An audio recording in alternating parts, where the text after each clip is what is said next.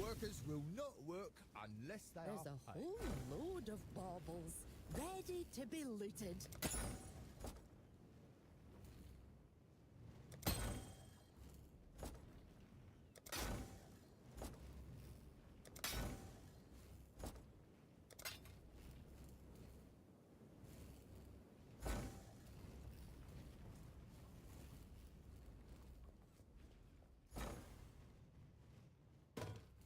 Not bad, not bad.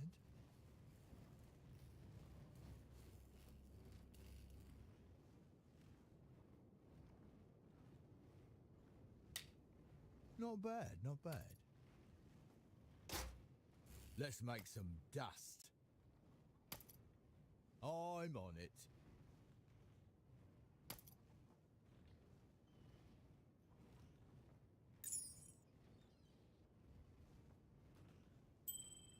Things are looking up.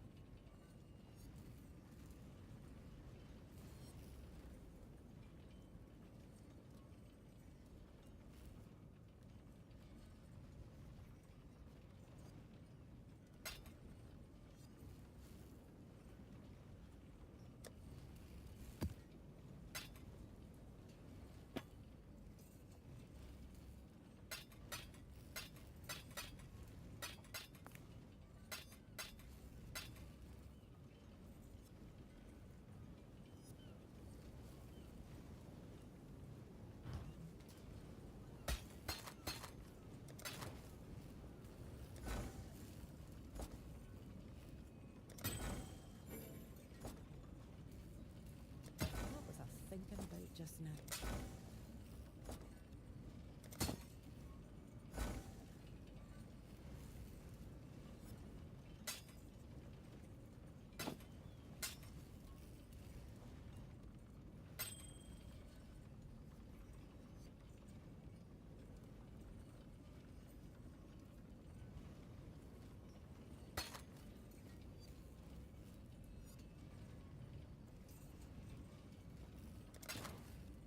Bye now.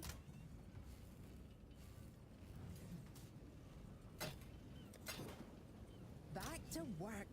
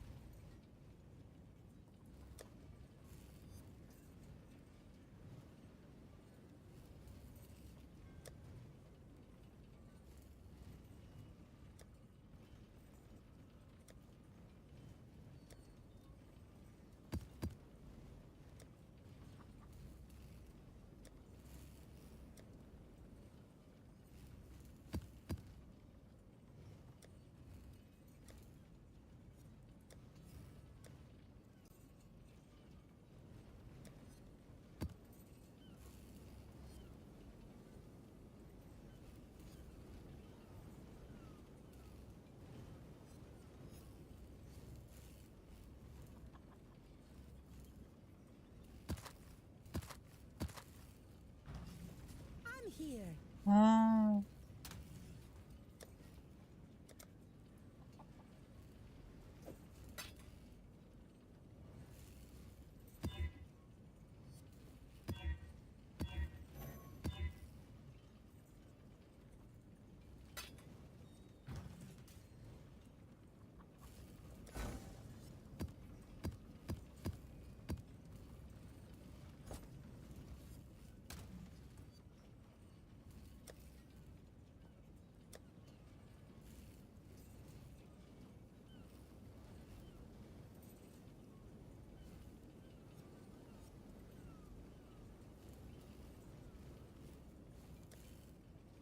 Though what was I thinking about just now?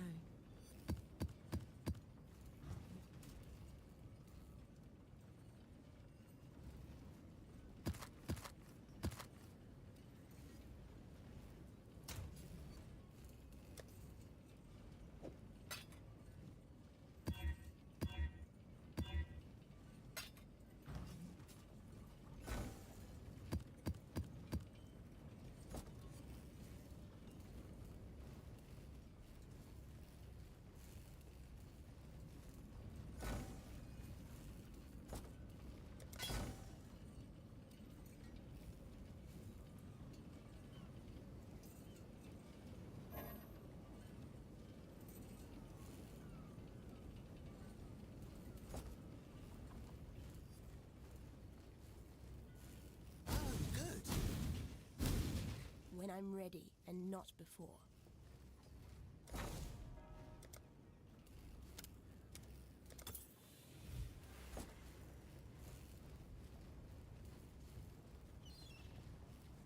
What do you need?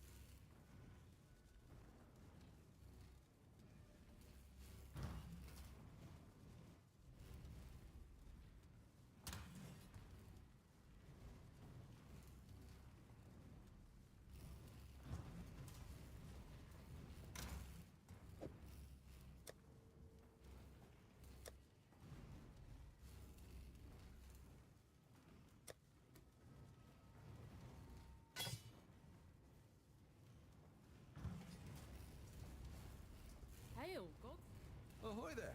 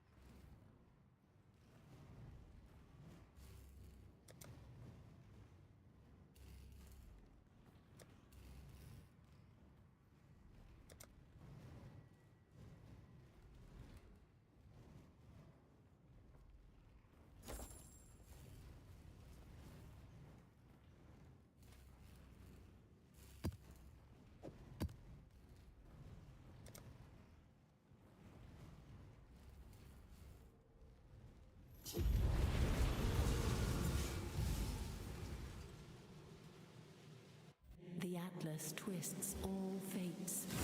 Be gone from here.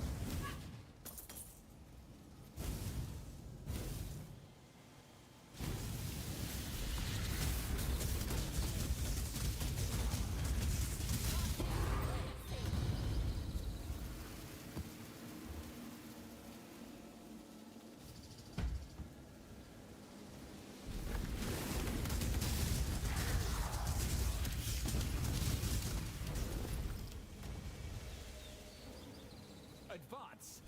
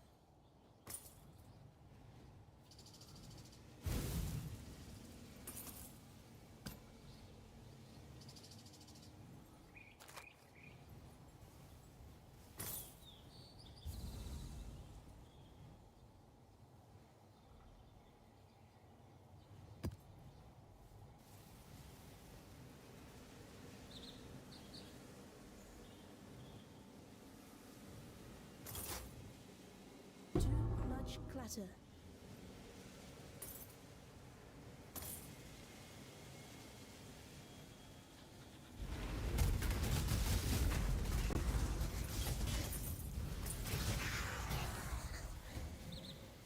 Do try not to deliberate too long.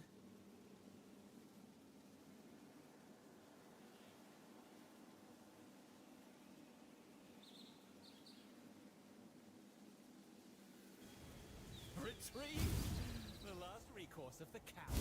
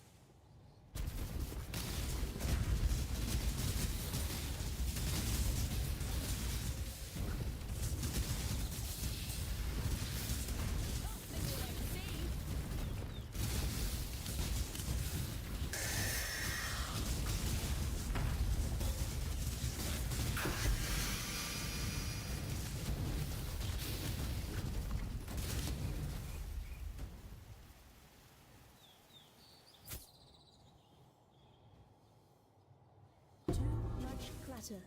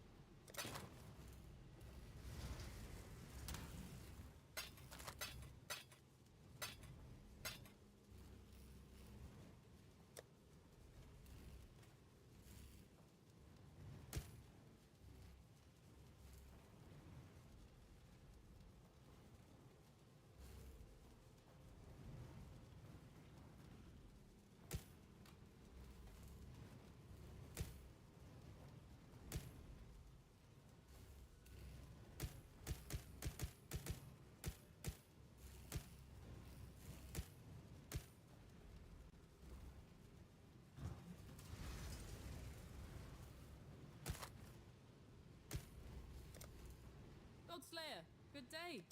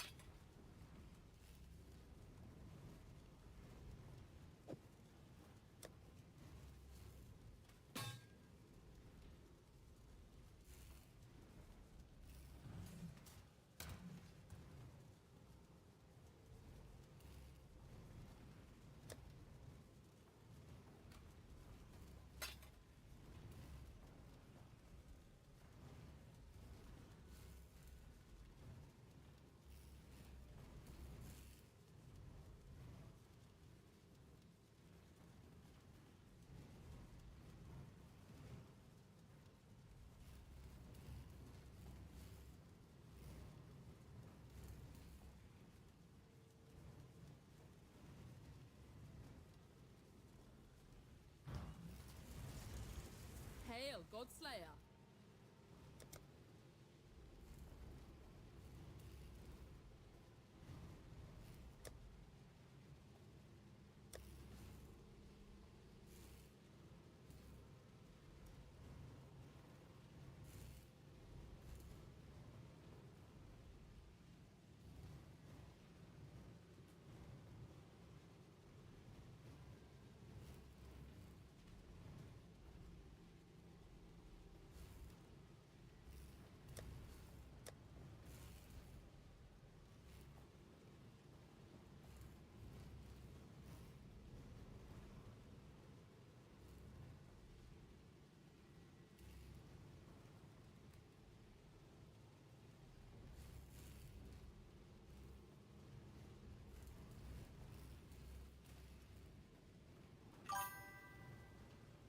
Salut.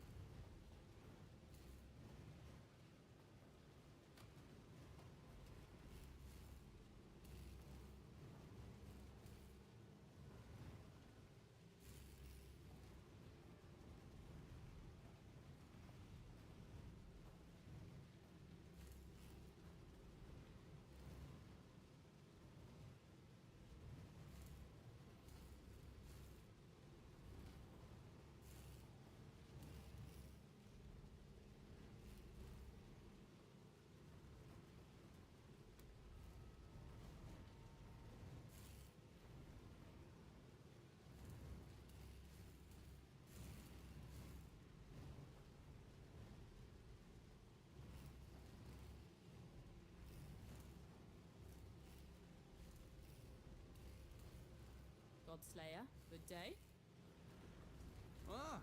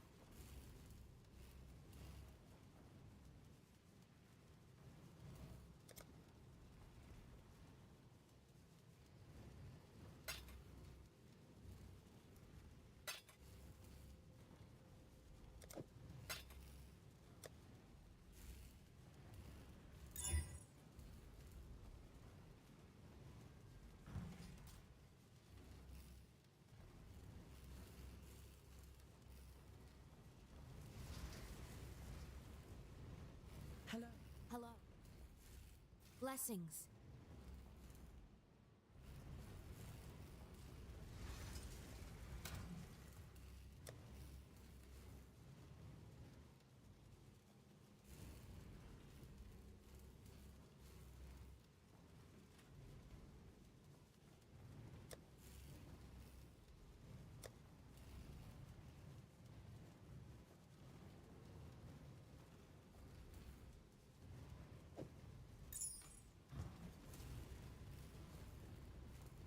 Blessings.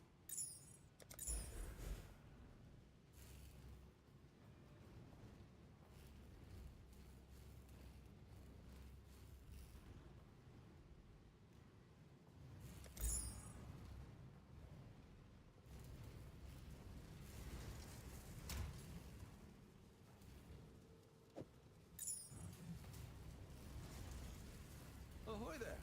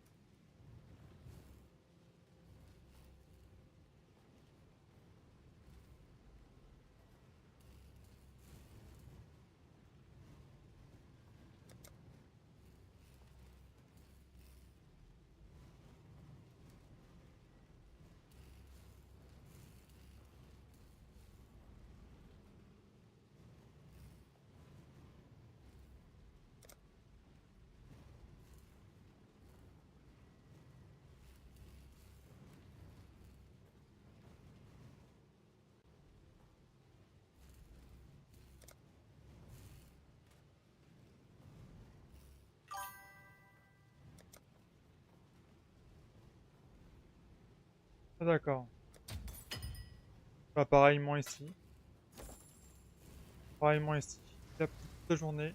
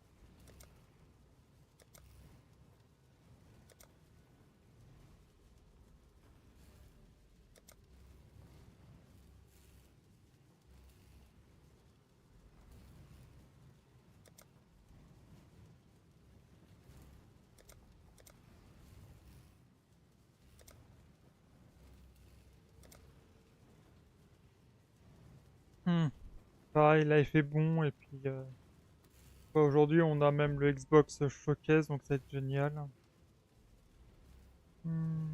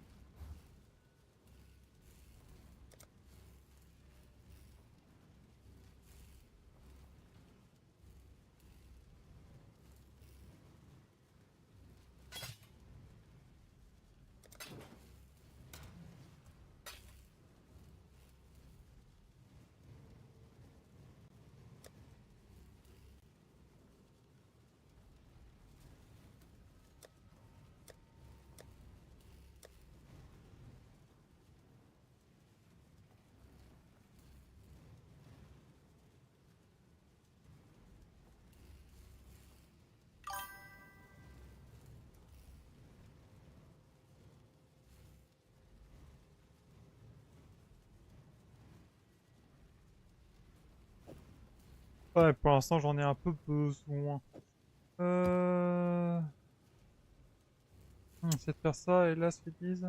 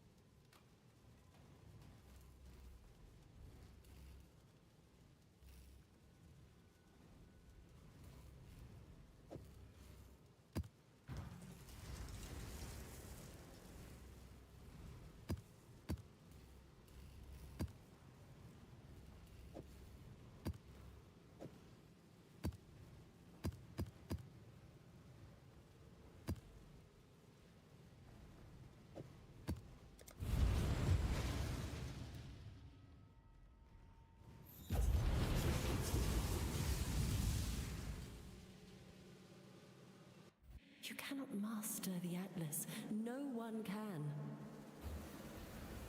One shot, one kill.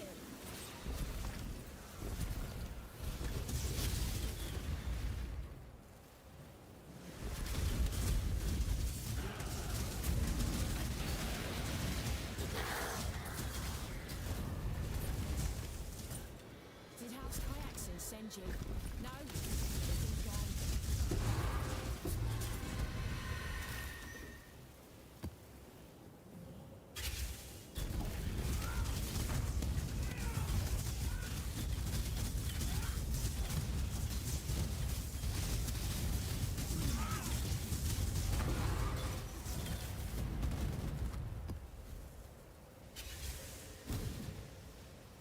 Make your choice. Be quick about it.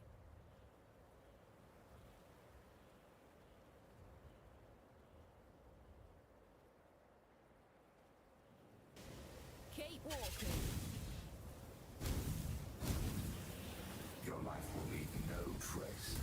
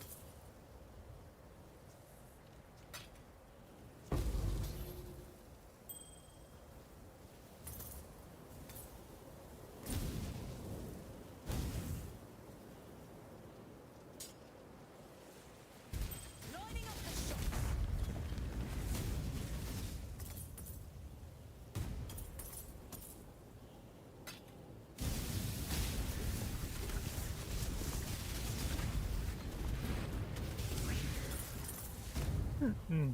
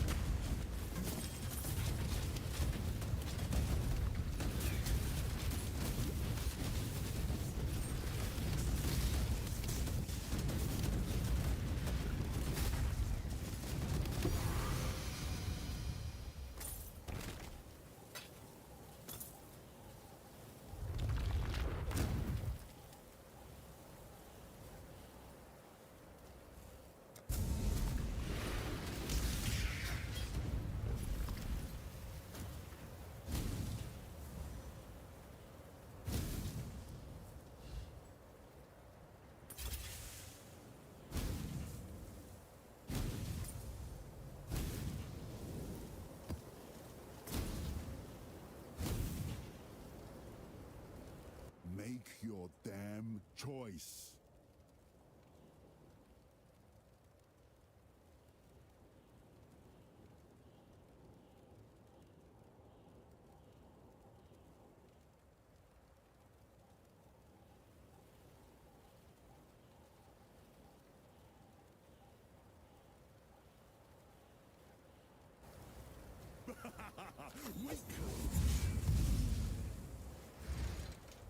Ah, ça va faire du bien cette conférence après. J'espère avoir de grandes annonces quand même.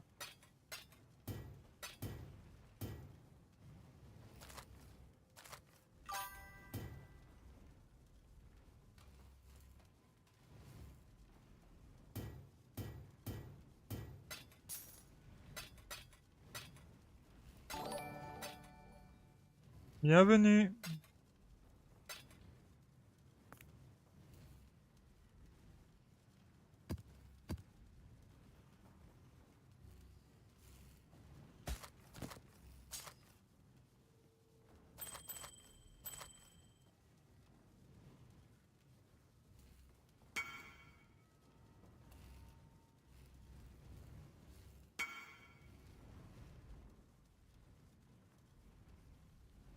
C'est que c'est trop bas. Eh merdoum.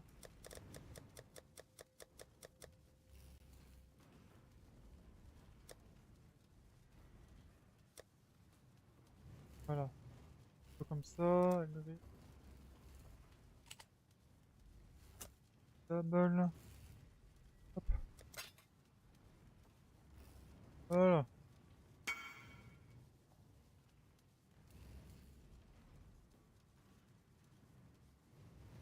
Life mana, d'accord. Énergie, d'accord. Intelligence, ouais.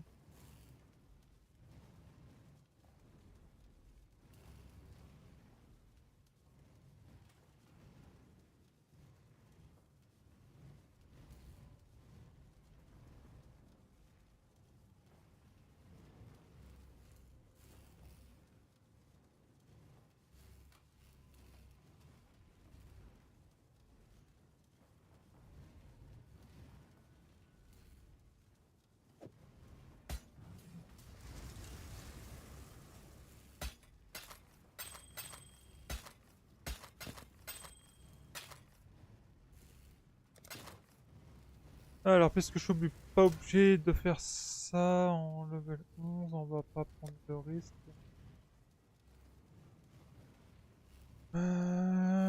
Du tiers presque.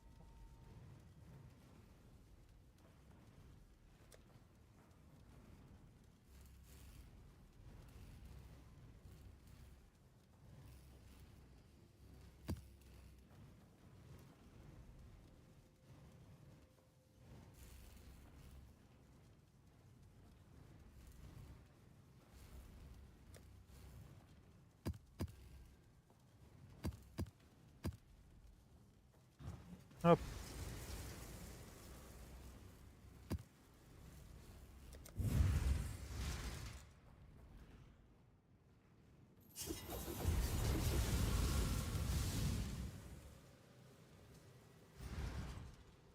Ah mon dieu, mais les bots de bots, justement.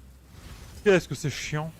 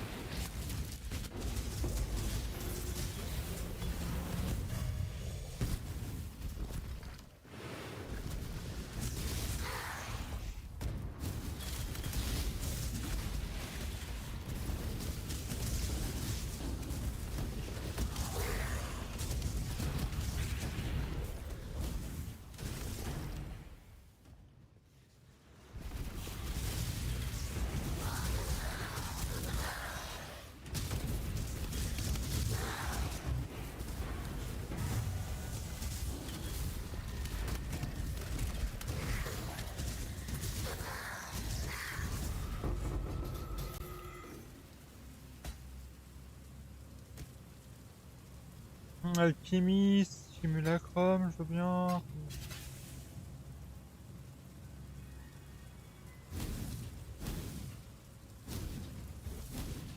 When I'm ready, and not before.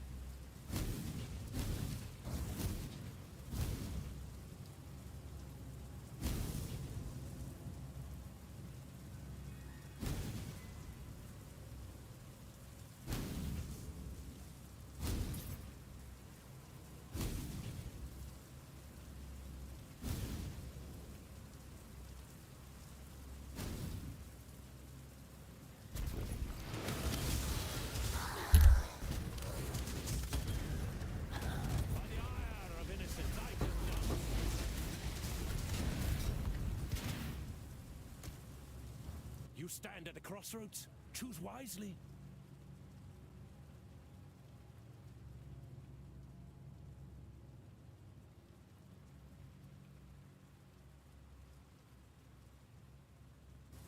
Run if you must. It won't save you in the end.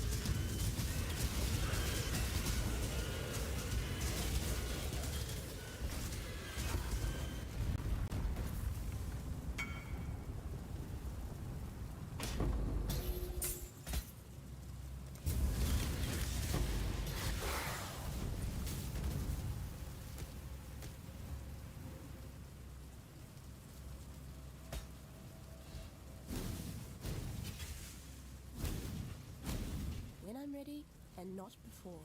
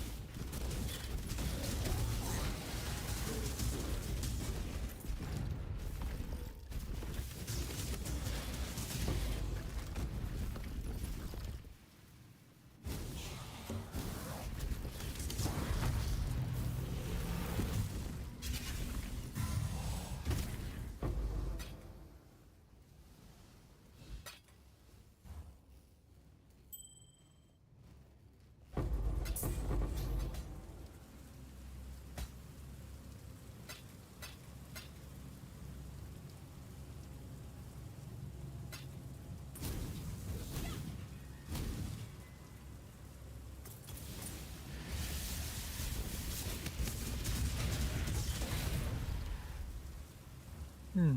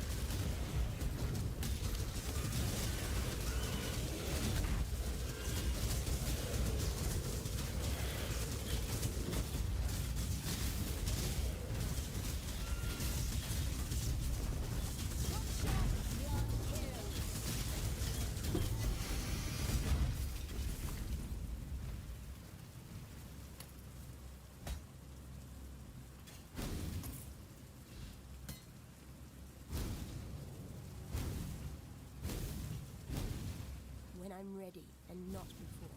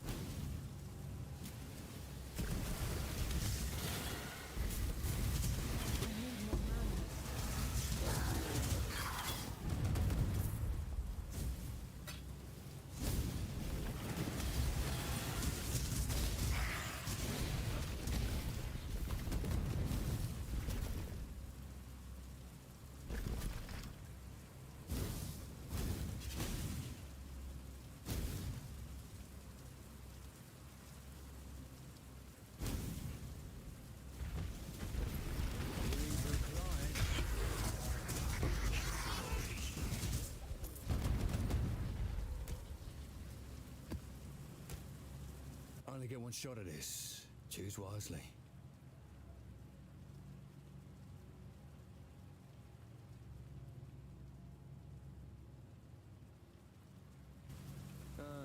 He's smarter than most.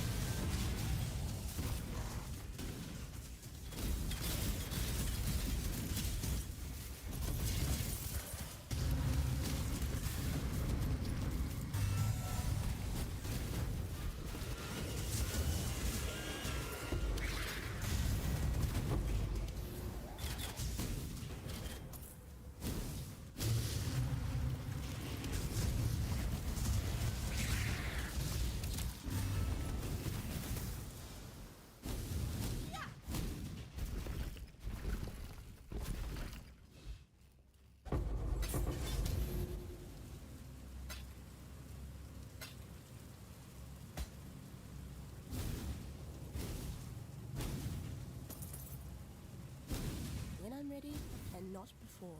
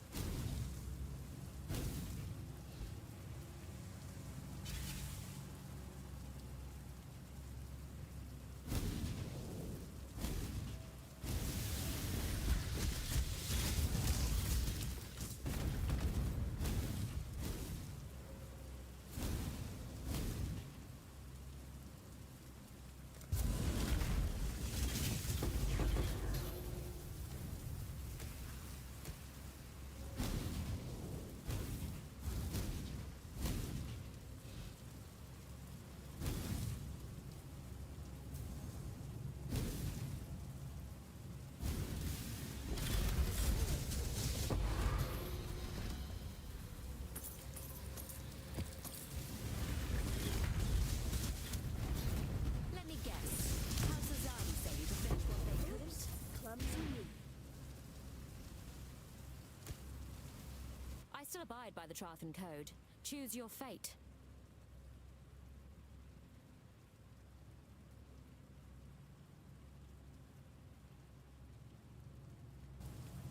You seem to be going the wrong way.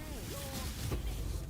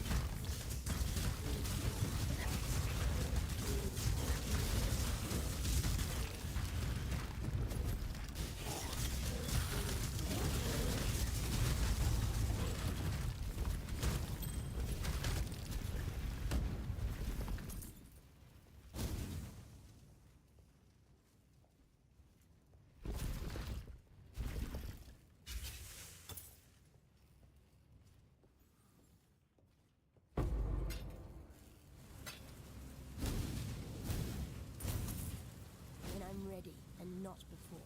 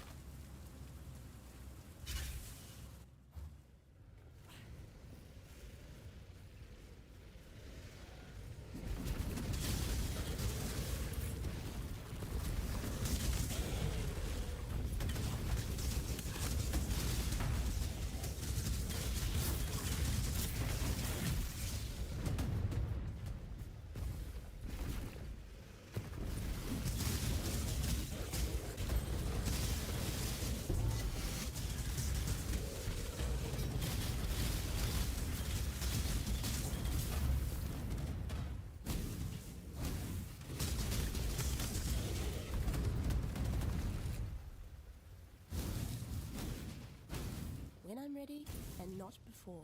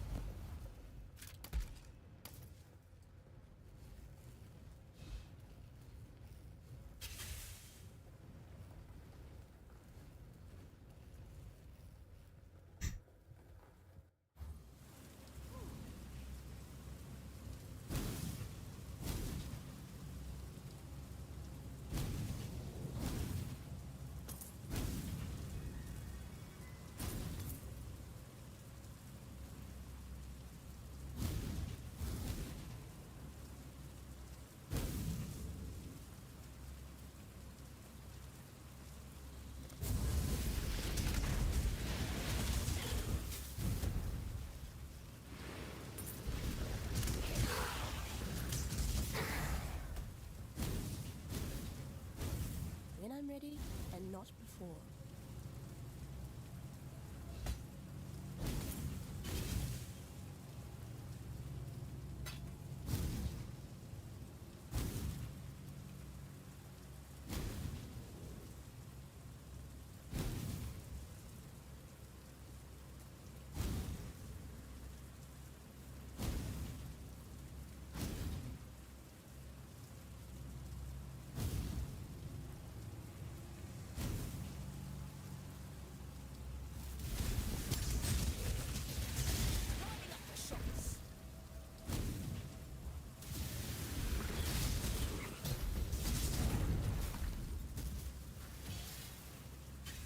Do try not to deliberate too long.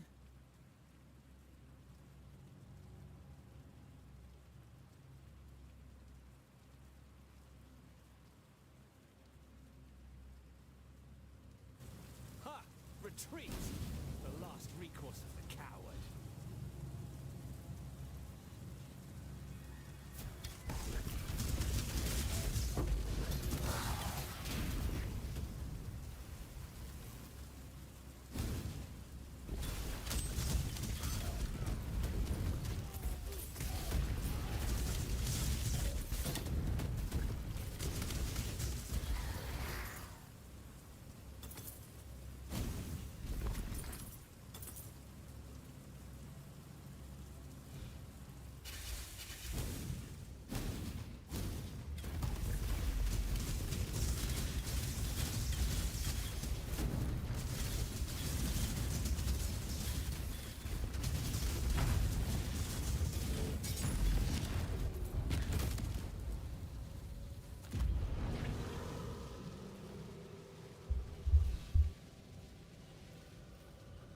Ah ben on va pouvoir y aller, il est 14h57. Hum.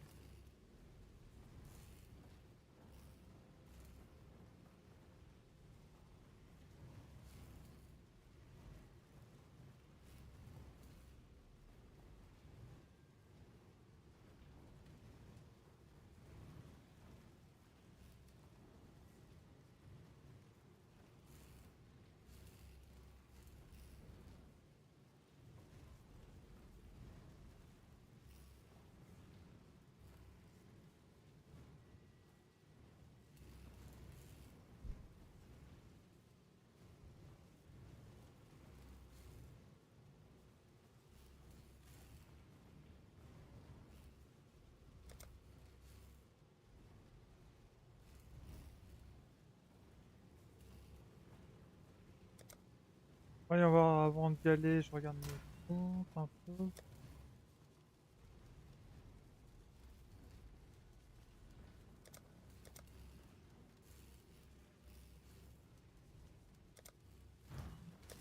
Bon allez, on y va, regardez.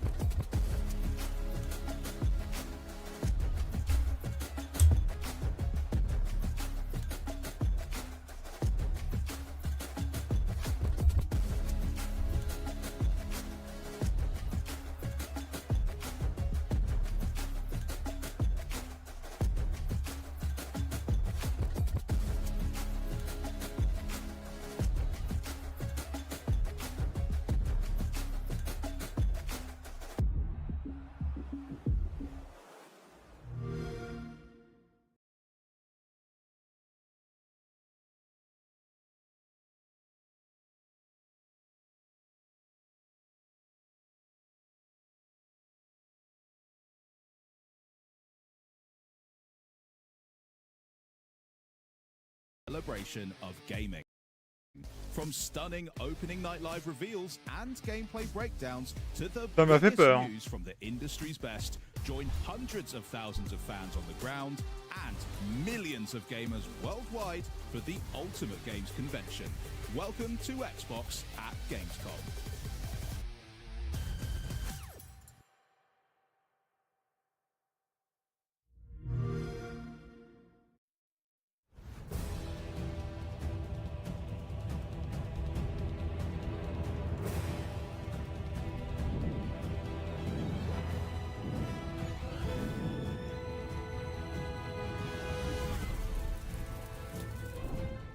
A war to end all wars.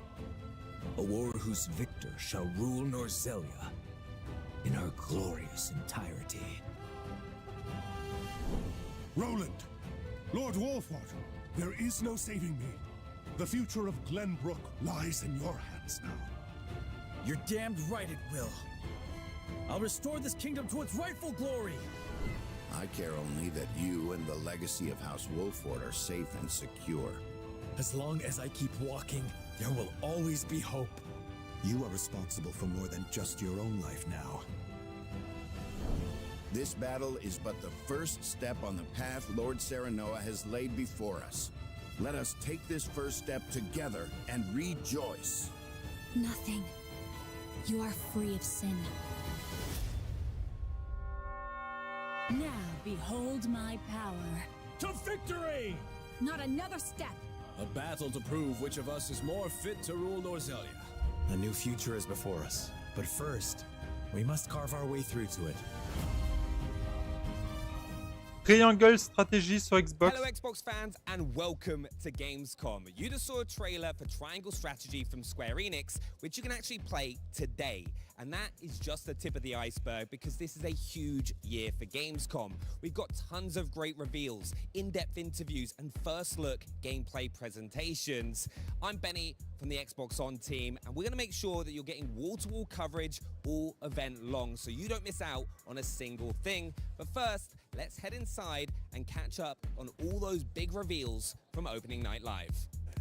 Thanks so much, Benny. Charlie and Bex here, and I am thrilled to be in Cologne, Germany for Gamescom 2025, holding down the Xbox booth at the biggest gaming convention in the world. There is a ton of amazing stuff packed in the next 2 days, and we finally get to see gameplay for some of the year's most anticipated titles and catch a glimpse of gaming's future in the form of fresh reveals and some surprise drops. I mean, just today, Charlie, we've got a full demo of Dying Like the Beast, tons of new info on Keeper from Double Fine, a custom controller giveaway, what's next for World of Warcraft and Call of Duty, and a brand new adventure starring a certain roguish archaeologist with a whip. And that's just some of the stuff I was allowed to tease after I signed like 5,000 NDAs. But first up, let's go hands-on with the ROG Xbox Ally and the Ally X, the very first Xbox handhelds, and explore the wide world of Xbox Play Anywhere. Now, Xbox Play Anywhere, you can buy a game once, Bex, and access it across PC and Xbox consoles, including the Xbox Ally and Ally X. Even better, your progress travels Ouais, with donc you, ça parle du Xbox Live, le fait que maintenant Xbox est fait pour jouer partout. So whether you're online on the convention floor waiting to play your favorite game, posted up here at the Xbox booth with your beloved Ouais, puis il parle de l'écosystème Xbox plus que de la d'une console en elle-même. Chilling with the Warcraft team over on the World Warcraft Midnight booth, hanging with Asus at the ROG Ally all the way over in Hall 8, or looking at the latest tech offerings from Samsung this year at Gamescom. Anywhere kind of truly is the best place to play. But right now what we're going to do, Bex, is quickly recap what Xbox revealed last night at the Opening Night Live celebrations. Are you ready? Let's get into it. I mean, we got a brand new and very charming Companions trailer for the Outer Worlds 2 that revealed 6 new friends to travel the stars and zap things with. Zap zap! The Dynasties of the East expansion for Age of Empires 4 Anniversary Edition also got announced, and they also revealed a release date, so you can start organising your troops on November 4th. Mark it. We also found out about the massive new Indiana Jones and the Great Circle expansion, continuing Indy's investigation of the Ancient Order of Giants. Ancient Rome's biggest secret awakens September 4th. Excited for that one. After decades of supporting the Hayabusa clan, Raven Clan is finally taking center stage in Ninja Gaiden 4, which we saw an awesome new trailer for as well. And according to Team Ninja Bag, some of you got this, they have a secret ulterior motive that will really shake up the story when it drops on October 21st. How very sneaky. As anticipated, we got a truly immersive look. Pour l'instant, pas fan des jeux qui montrent. Hein. Releasing November 14th. Lui peut-être. The new game's got twisted environments, a campaign that supports 4-player co-op, zombies, Dead Ops Arcade, and even a new mode called Endgame to keep your squad busy for years to come. Really impressive stuff, that. So good. We also saw Blizzard storm through with the gorgeous and never-before-seen cinematic intro for the World of Warcraft Midnight. The ancient home of the Blood Elves is under threat, and they'll need to tap into the power of the sacred Sunwell to keep those shadows at bay in 2026. Plus, today we'll have even deeper looks at titles that were shown at Opening Night Live, like Keeper, Dying Like the Beast, and LEGO Voyagers. And in a few hours, this very broadcast will play host to a special edition of the official Call of Duty podcast. But to get the party started, here comes all the latest details on the Xbox Ally, which has been so hotly anticipated ever since it was announced at the Xbox Games Showcase. The vision around Xbox has really transformed over the years of people playing on multiple devices, people playing anywhere. We know what players want. They want to game on their own terms. This was a #1 request from our fans. We're working in close partnership with ASUS on a brand new handheld called the Xbox Ally and the Xbox Ally X. The best game library on the go basically changes everything. It feels like we're finally hitting an inflection point now where I'm able to take the game that I'm playing on my beefy home PC gaming rig and take it with me on a portable device. The big question a lot of players have is how are PC games going to play on a handheld form factor? The games are largely going Pour to l'instant, play beaucoup de like they do blabla on qui PC. sert à rien. The Xbox Ally targets 720p, while the Xbox Ally X targets 1080p. Most titles will perform between 30 frames per second and 60 frames per second, but certain games have the potential to Bon, hit t'en up as to une 120 qui frames vise per le second. 720p et l'autre le Full HD. Variable refresh rate, or VRR, will deliver a D'accord. consistent and fluid visual experience. Players can further fine-tune a variety of device settings in the command center, from optimizing battery life to remapping buttons. The Asus Armory Crate has 3 distinctive settings that are really great. There's the silent mode, for these dark gaming sessions you will have. There is a performance mode, so your battery life is optimized. And then, of course, for the top performance factor, you would use turbo mode. When we talk about optimizing for handheld, it's less about stripping games down and more about ensuring playing the game on a handheld is as easy and effortless as possible. Games that run at 30 frames per second or above will get a should perform well on this device tag. Games that hit 60 frames per second or above will carry a should perform great on this device tag.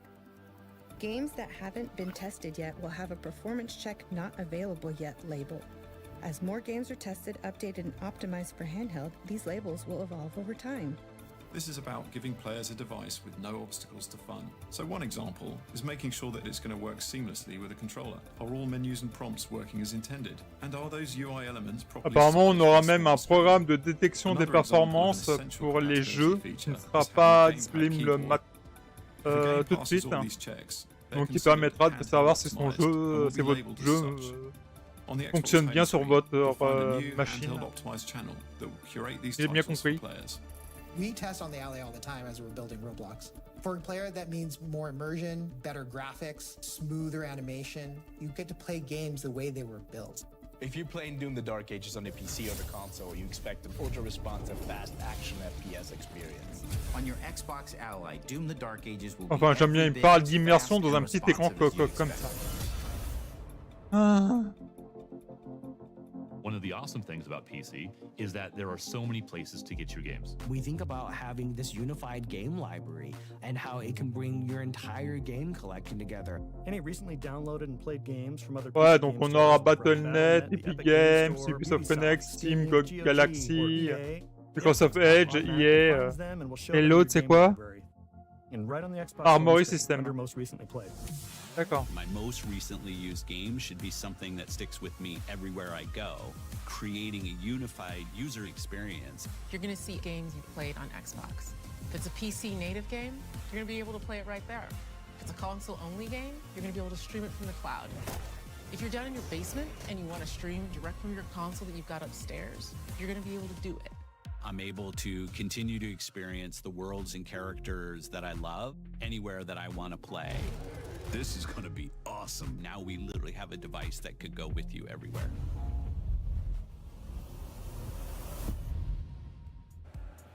Hey there everyone, I'm Henry, and today I'm joined by Dom and Brianna from Xbox and Gabe from our friends at Asus, who are going to tell us a whole lot more about the ROG Xbox Ally and the Xbox Ally X, which are the very first handheld. Alors la blanche, c'est la version à Thank you so much for being here. 500-600 euros et l'autre à 800-900.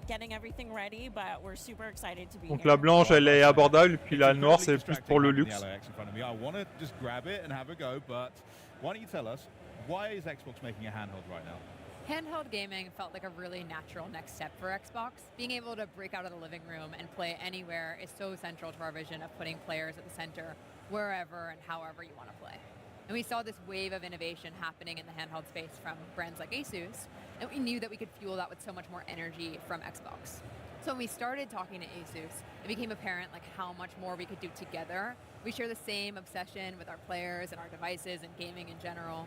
And we just realized that by building a device together, we could do something much more special and much more quickly than either of us could do alone.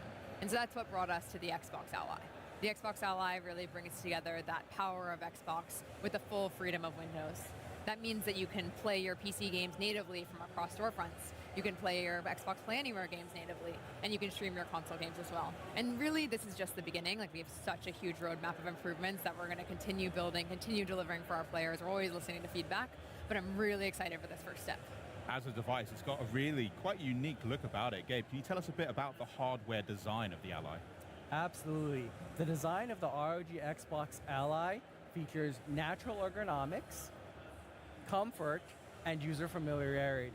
These solid contoured grips, familiar with that Xbox controller we all know and love.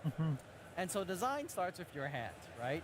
We think about our opposable thumbs and the really nimble fingertips. Là, il parle de la conception, du toucher de la manette, des sensations, des joysticks et des boutons qui sont vraiment excellentes apparemment.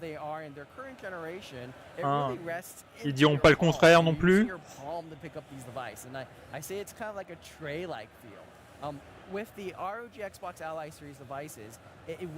Et ils ont repris bien sûr le design des manettes pour les excroissances qui sont en dessous pour une meilleure prise en main. It's not as simple though as just taking a controller and splitting it in half and putting a panel inside. Really, that would cause you to flare out. So there's a subtle detail of how you kind of want to have you fall in and be natural. And those contoured feels and this natural feeling really helps with the overall weight distribution. And that means comfort when you play long on these devices. And so with the Xbox Ally, et puis ils ont tout fait pour avoir une manière de tenir la machine plus naturelle possible pour, je pense, la fatigue musculaire et pour éviter les complications, puis pour que tout le monde puisse y jouer. Oui. And so you'll get all those game-centric cues coming through on your device. It's so like fully Et ils voulaient quelque chose de familier avec Xbox, bien sûr. Which is why I need to ask, how has the Windows experience been optimized for gaming, which is primarily what we want to do with an Ally? Yeah, absolutely. I mean, this has been a huge collaboration between Asus, Xbox, and Windows. And so we really thought about like what makes playing on Xbox so unique, and how can we bring those elements together with what makes Windows 11 so great for PC gaming. And that really led to, from my perspective, 3 big features. The first one is the Xbox full screen experience. The Xbox full screen experience is extremely tailored for the handheld device, for controller navigation, and right from the moment you turn on. Là, il parle bien sûr du côté UI avec Big Pictures de Steam par exemple. Ils voulaient un équivalent pour leur Windows. So we've collaborated really deeply with Windows to defer a bunch of processes that aren't required for gaming. Donc une expérience un peu plus console que PC pour le Windows qui est intégré à la console.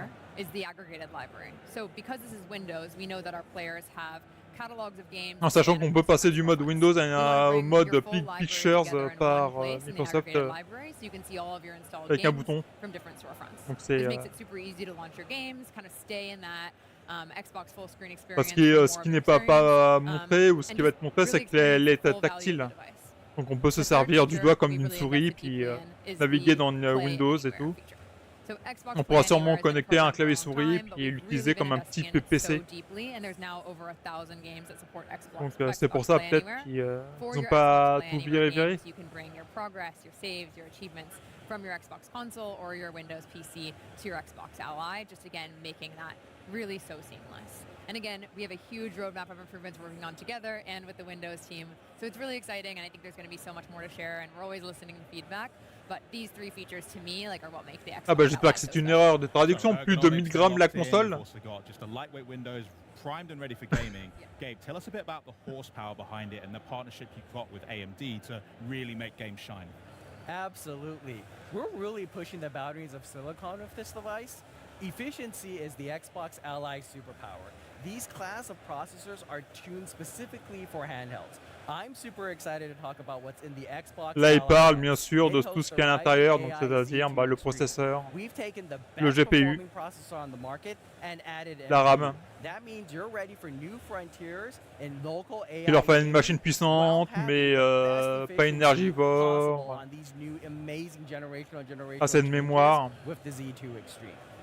For the normal Xbox Ally, we have the Z2A, the first time a handheld processor of this type has been productized for Windows. So that means amazing performance from 15 to 20 watts. Again, efficiency is the superpower.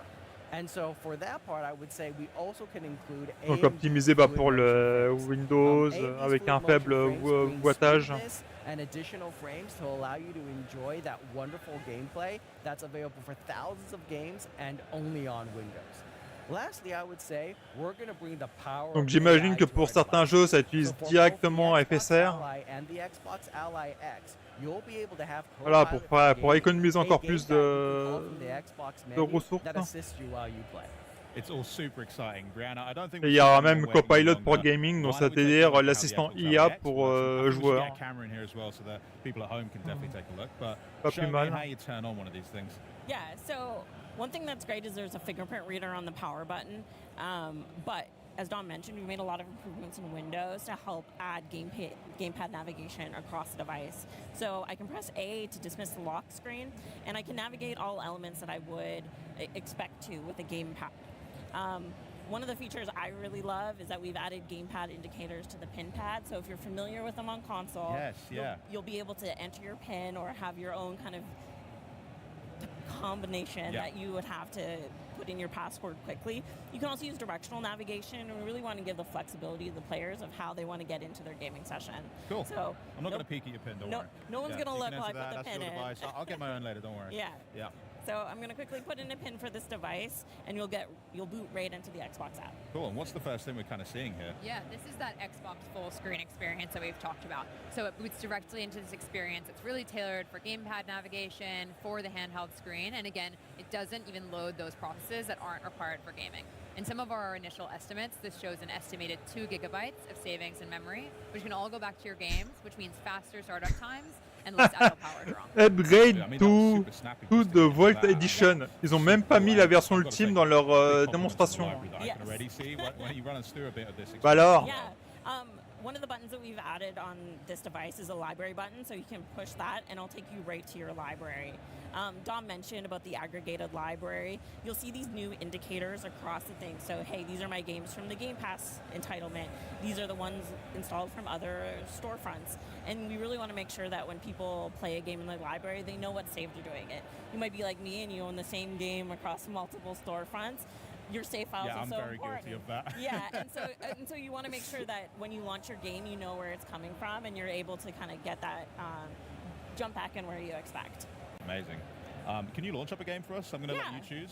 Yeah, so let's launch up Gears of War. Good. You can see that the bootloader that we have launches full screen.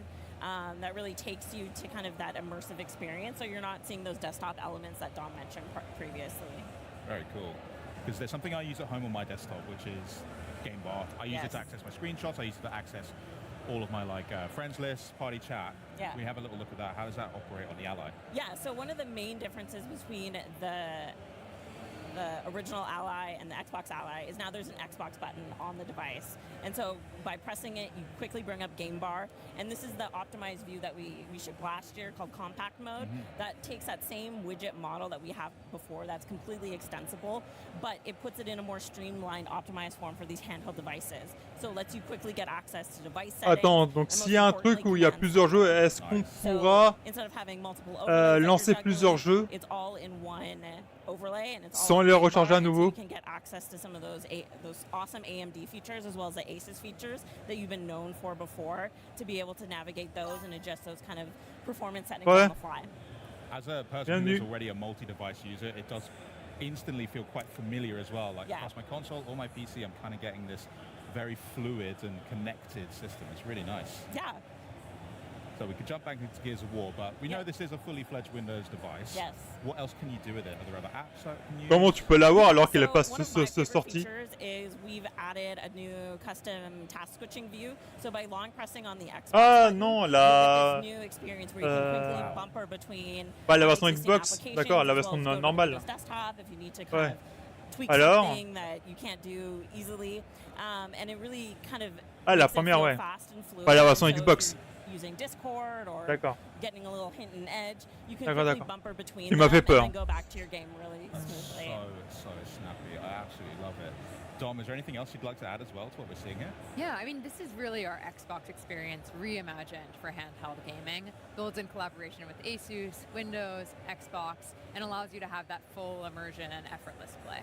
But Là, c'est la really, version games Xbox are là at qui est the heart présentée. of the Xbox experience, and that's why we're developing a new Effectivement, program il y a du boulot. On peut pas dire que ce soit une collaboration juste pour mettre un skin Xbox avec deux poignées derrière. Ils ont vraiment fait un superbe boulot. Aussi bien dans l'optimisation que dans les options d'énergie, que dans les choix des composants. C'est vraiment... This is gonna be awesome.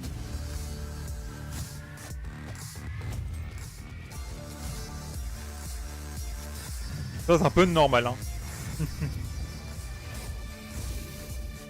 Let's do this.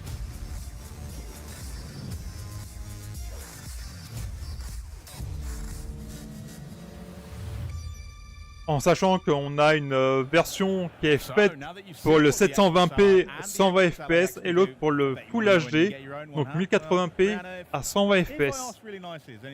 Donc on a la version blanche qui est accessible, qui est à 500-600 euros, et t'as l'autre qui est à 800-900 euros et qui est plus luxueuse, donc qui est plus performante et qui va faire tourner le jeu sans concession.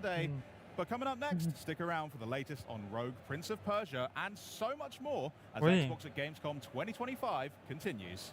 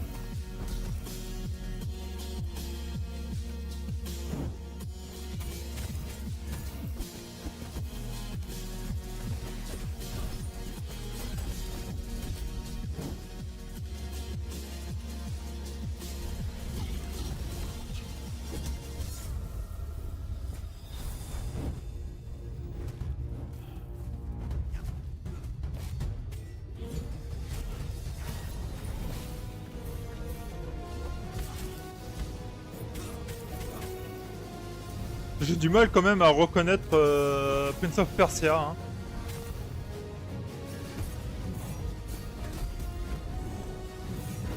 S'il n'y aurait pas le skin du héros un peu, je dirais, comment dirais-je, oriental, on va dire ça comme ça, ou issu du Maghreb, je l'aurais pas reconnu. On me dit que c'est un Prince of Persia. You might think that the Rogue Prince of Persia is just another 2D action roguelike, and you'd be wrong. Yes, we have plenty of deadly weapons, powerful abilities, and game-breaking builds, but what makes it different? I'm going to tell you. This is 2D parkour in full flow. You will run, vault, and somersault through the world, blending traversal and combat into one seamless movement. Oui. For Prince of Persia DNA, then shine Exigeant, on this. mais ça a l'air Up cool. like Times Square.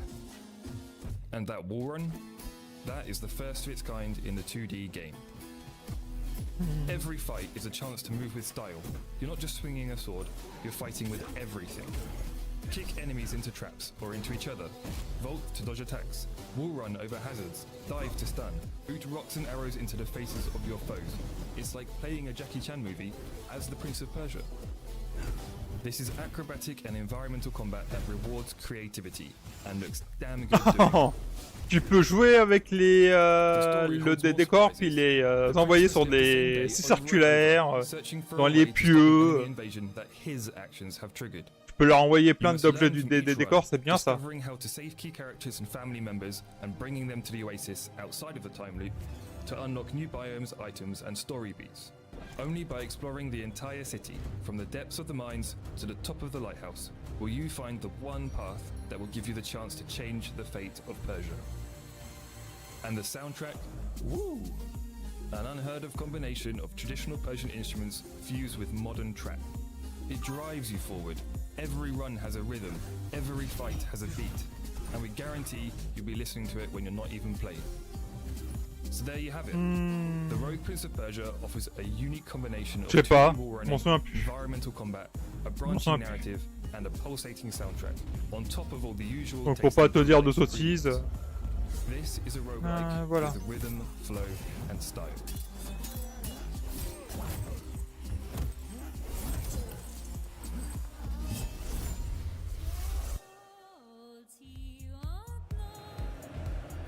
The Prince of Persia is going rogue, known for those smooth acrobatic wall runs and intense boss fights set against inspired vibrant Allez, enchaînez les jeux là. landscape. It's clear why it's the most anticipated action platformer roguelite of the year. And here to tell us more from Evil Empire artistic director Dylan Erlings and marketing manager Matthew Houghton.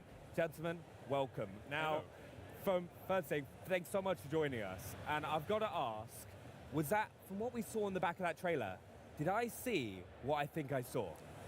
I think so, yeah. Are people, which one of you would like to reveal it, if anyone missed it? Basically, the game is out now on Game Pass, right now. You can go play it as you want.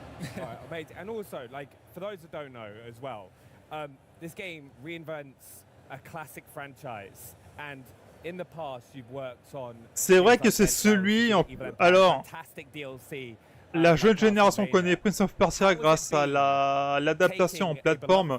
On peut remonter le temps, patati patata. Mais le premier Prince of Persia, c'est un jeu de plateforme exigeant. Assez court, hein, si on répète pas les niveaux et qu'on les comprend bien du premier coup et qu'on arrive à faire tout, mais exigeant quand même. Et ce Prince of Persia reprend, à part bien sûr le côté roguelite, mais reprend bien sûr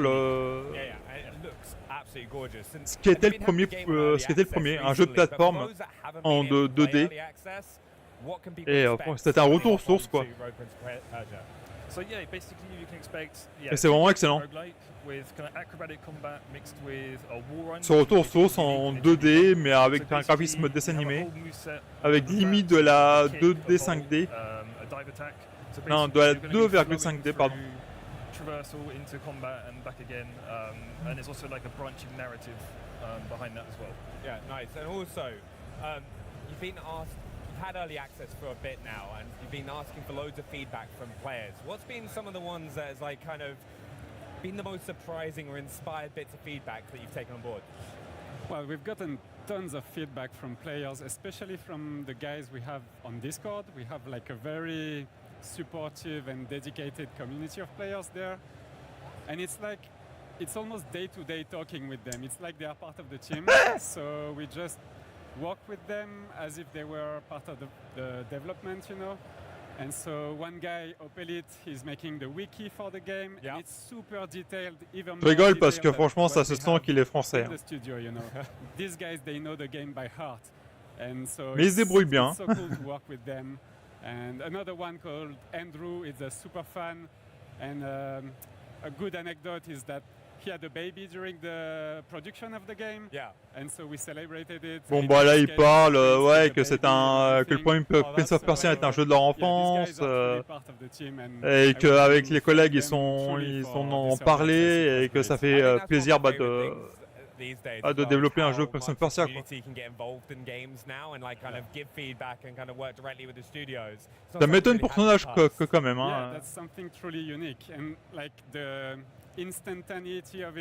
Il doit avoir quoi, 35 ans le monsieur là?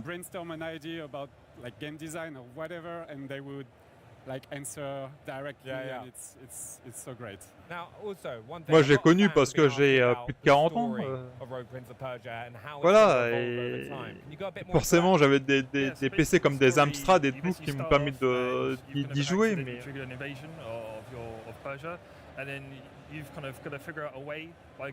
À moins qu'il les joue sur Super Nintendo ou Mega Drive, je vois pas comment il a pu y jouer autrement.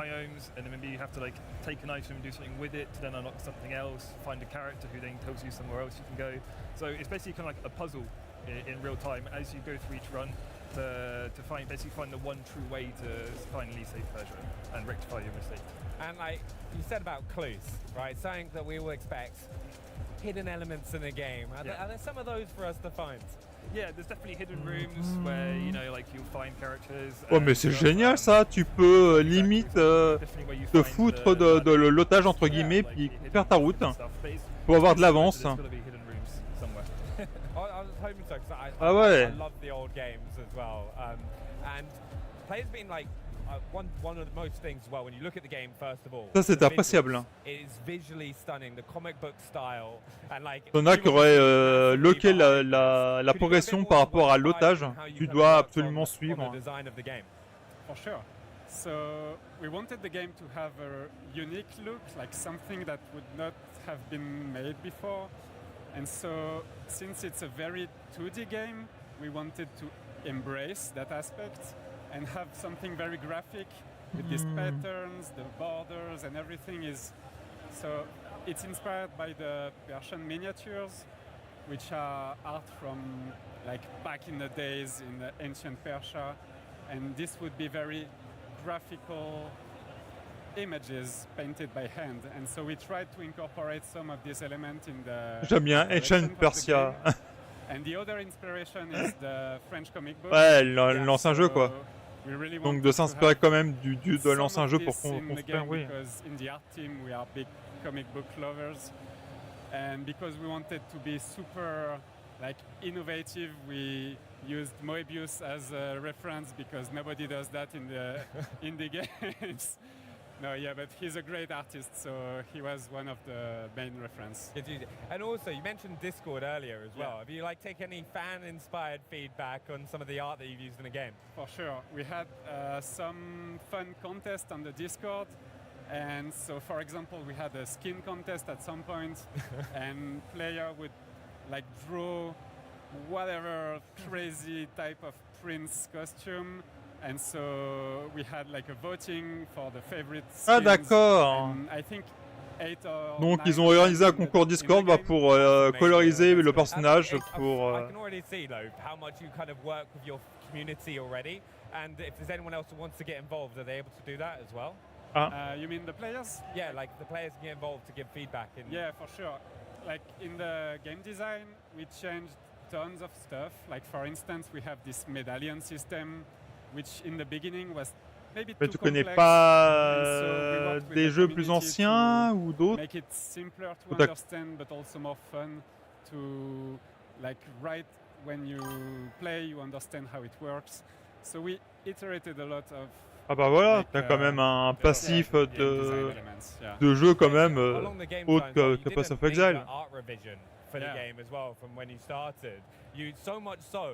Bah même moi j'aime commencer par Mario, je suis allé après... That was ouais. a long walk. So ah voilà. Long story short, when we released in early access, bah, par exemple, moi j'ai commencé par tout ce qui est Amiga, tout ce qui est Intellivision, donc c'est-à-dire tout ce qui est Pac-Man, tout ce qui est Frog, tout ce qui est Space Invader, tout ce qui est le premier Donkey Kong. avec les tonneaux qui t'envoient sur la tronche. Donc j'ai commencé par ces jeux-là et après bah, j'ai eu une Super Nintendo, enfin j'ai une Nintendo avec Mario, Duck Hunt, Rigard, les premiers Kirby, les premiers Zelda. Voilà quoi, années 80, c'était quand même assez chargé quoi en jeu. Like you've done like an incredible job putting that together. Have you got any personal favorite pieces that you worked on in the game? J'ai connu Sonic, Alex Kidd, Shinobi, et quoi d'autre? Des jeux Tiny Toons.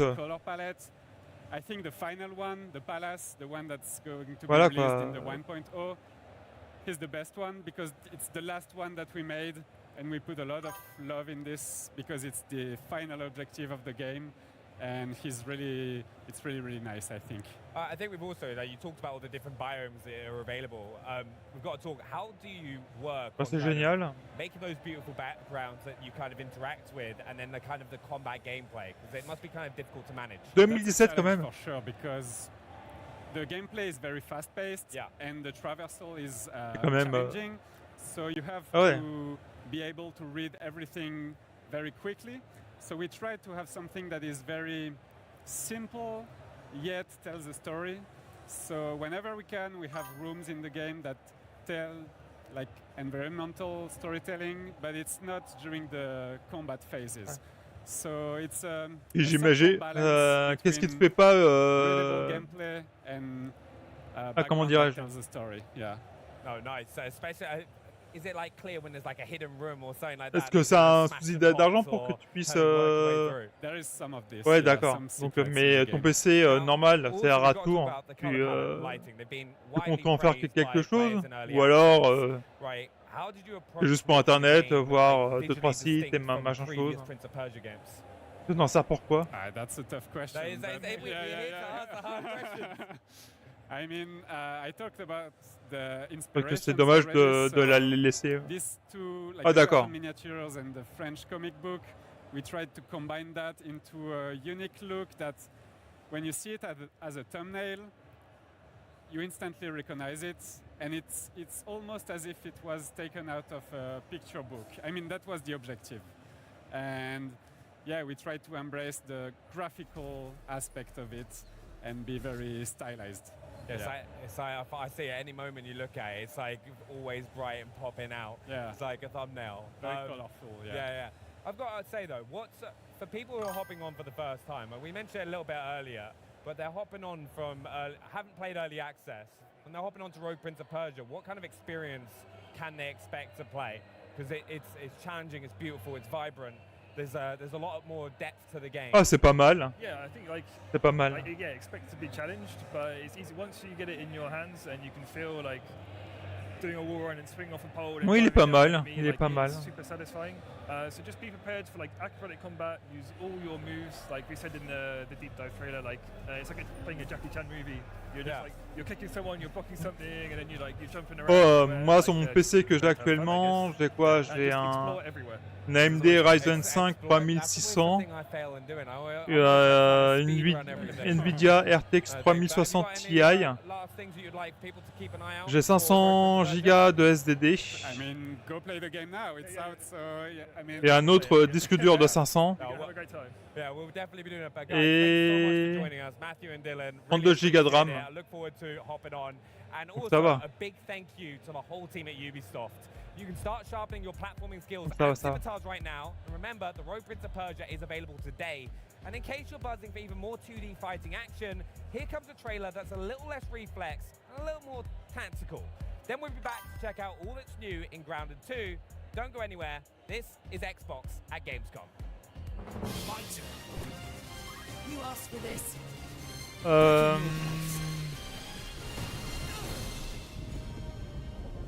This is but a squall before the storm of battle. Prepare yourselves at once. Ça dépend. Ça dépend. Pour le démarrage de mon PC, oui. Démarrage de mon PC, pour lancer certains jeux. Oui, je sens vraiment une différence, quoi. Il mouline beaucoup moins et c'est presque automatique pour certains jeux, mais...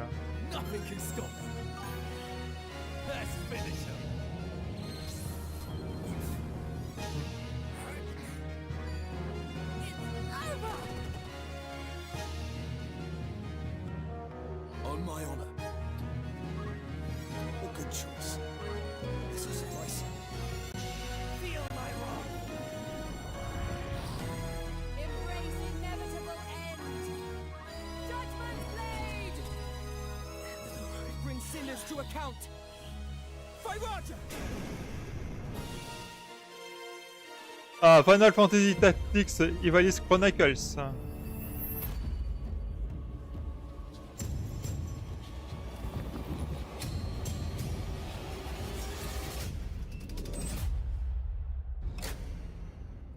What do you know about the legend of the Nameless Crusader? Fierce warrior.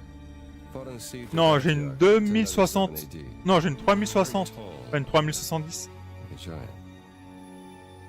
Donc, oui, c'est juste, mais j'attends de trouver un boulot et puis bah, de pouvoir changer cette carte graphique. Hein.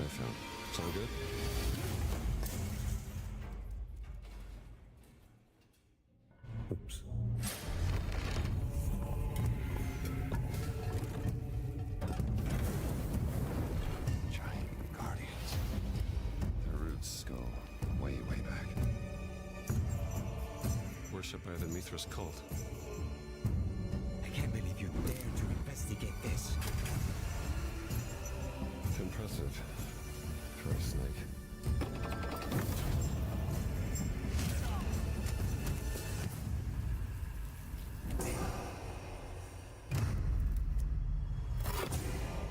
It says Semper Vivus. Always living. Dead. He's not in a tomb.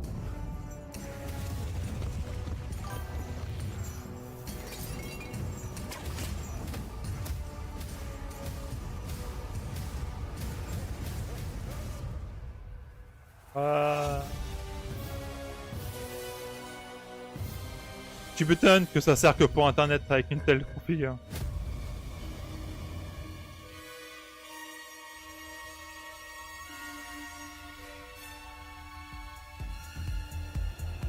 Well, you just caught the trailers for Final Fantasy Tactics and Indiana Jones and the Great Circle Order of Giants, which we'll be taking an even closer look at in a little bit of time. But now it's time to dive into a game that hits a little closer to home as we learn all about the big bosses, bigger biomes, and brand new big buggies coming to a park near you in Grounded 2. We've got Chris Parker and Justin Vasquez here from Obsidian and Eidos to break it down into very small, teeny tiny parts.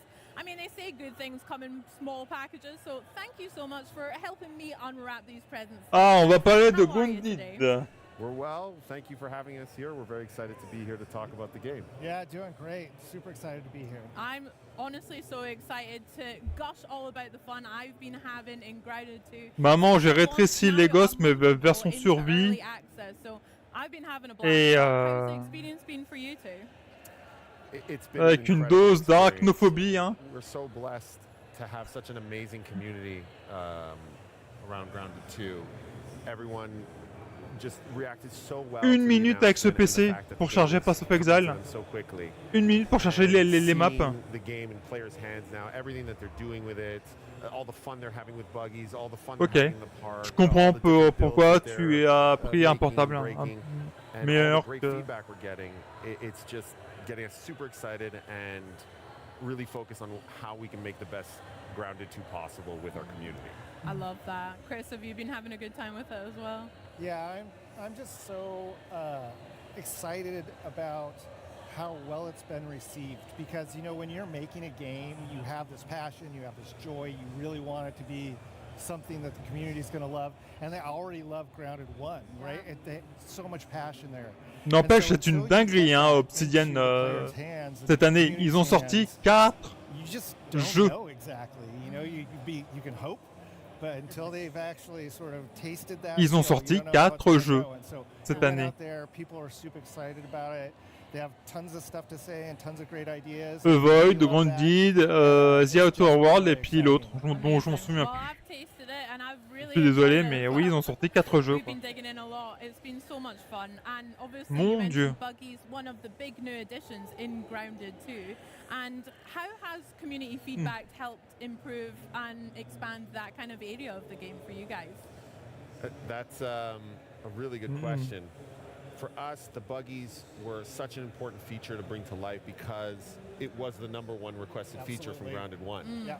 And so it was a big reason why we wanted to do a sequel in the first place, because we knew to do the buggies properly, we'd have to build the whole world from the ground up to support them and to really make them shine. Wow, okay. And so for us, it was a question of the balance of how much of this feature do we want to develop and solidify to make it a full experience and to really show the potential of the feature, but not go so far that we don't get the community's feedback. And so we feel like we found that balance with our Red Soldier and our Orb Weaver buggies, and now seeing how players are playing with them, what they're doing with it, and what they're asking for, not just for those buggies, but for future buggies, is really giving us a lot of clarity on where we want to bring the feature, how we want to fulfill its potential, and of course, what exciting new buggies we're going to be introducing in the future.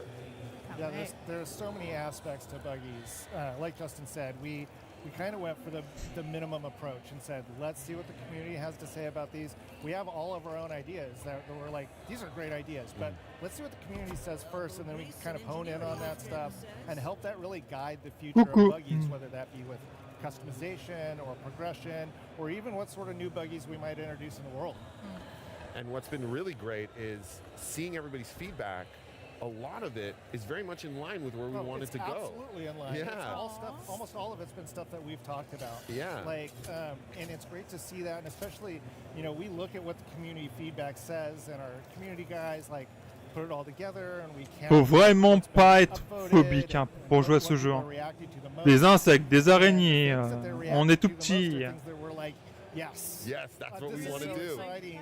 Au secours. So not only does it confirm our belief that this feature has so much potential, it's really nice to see how aligned we are with our community, and it really feels like we're all one big team trying to make the best Grounded 2 together. One big colony, that's so cute. I totally missed that. Well don't worry, I got you.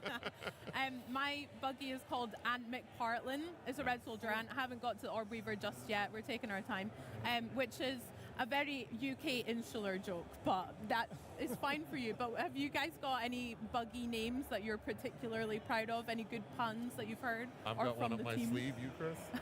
Well, no, the favorite one that we always fight around the studio right now is Stinky. I don't know why. But yeah, when we start up a co-op game for the first time, everybody goes and like makes their buggy real quick together, and then whoever names their buggy Stinky first is the one that wins, basically. I always call my aunt Antonio Banteras because you get the double ant pun there. Double ant pun, and also crazy. just because I like to think of my red ant as this like charming, roguish ally that I'm like going on an adventure with. So Love Antonio that. Banteras. That's beautiful. He's your own very real sidekick. That's beautiful.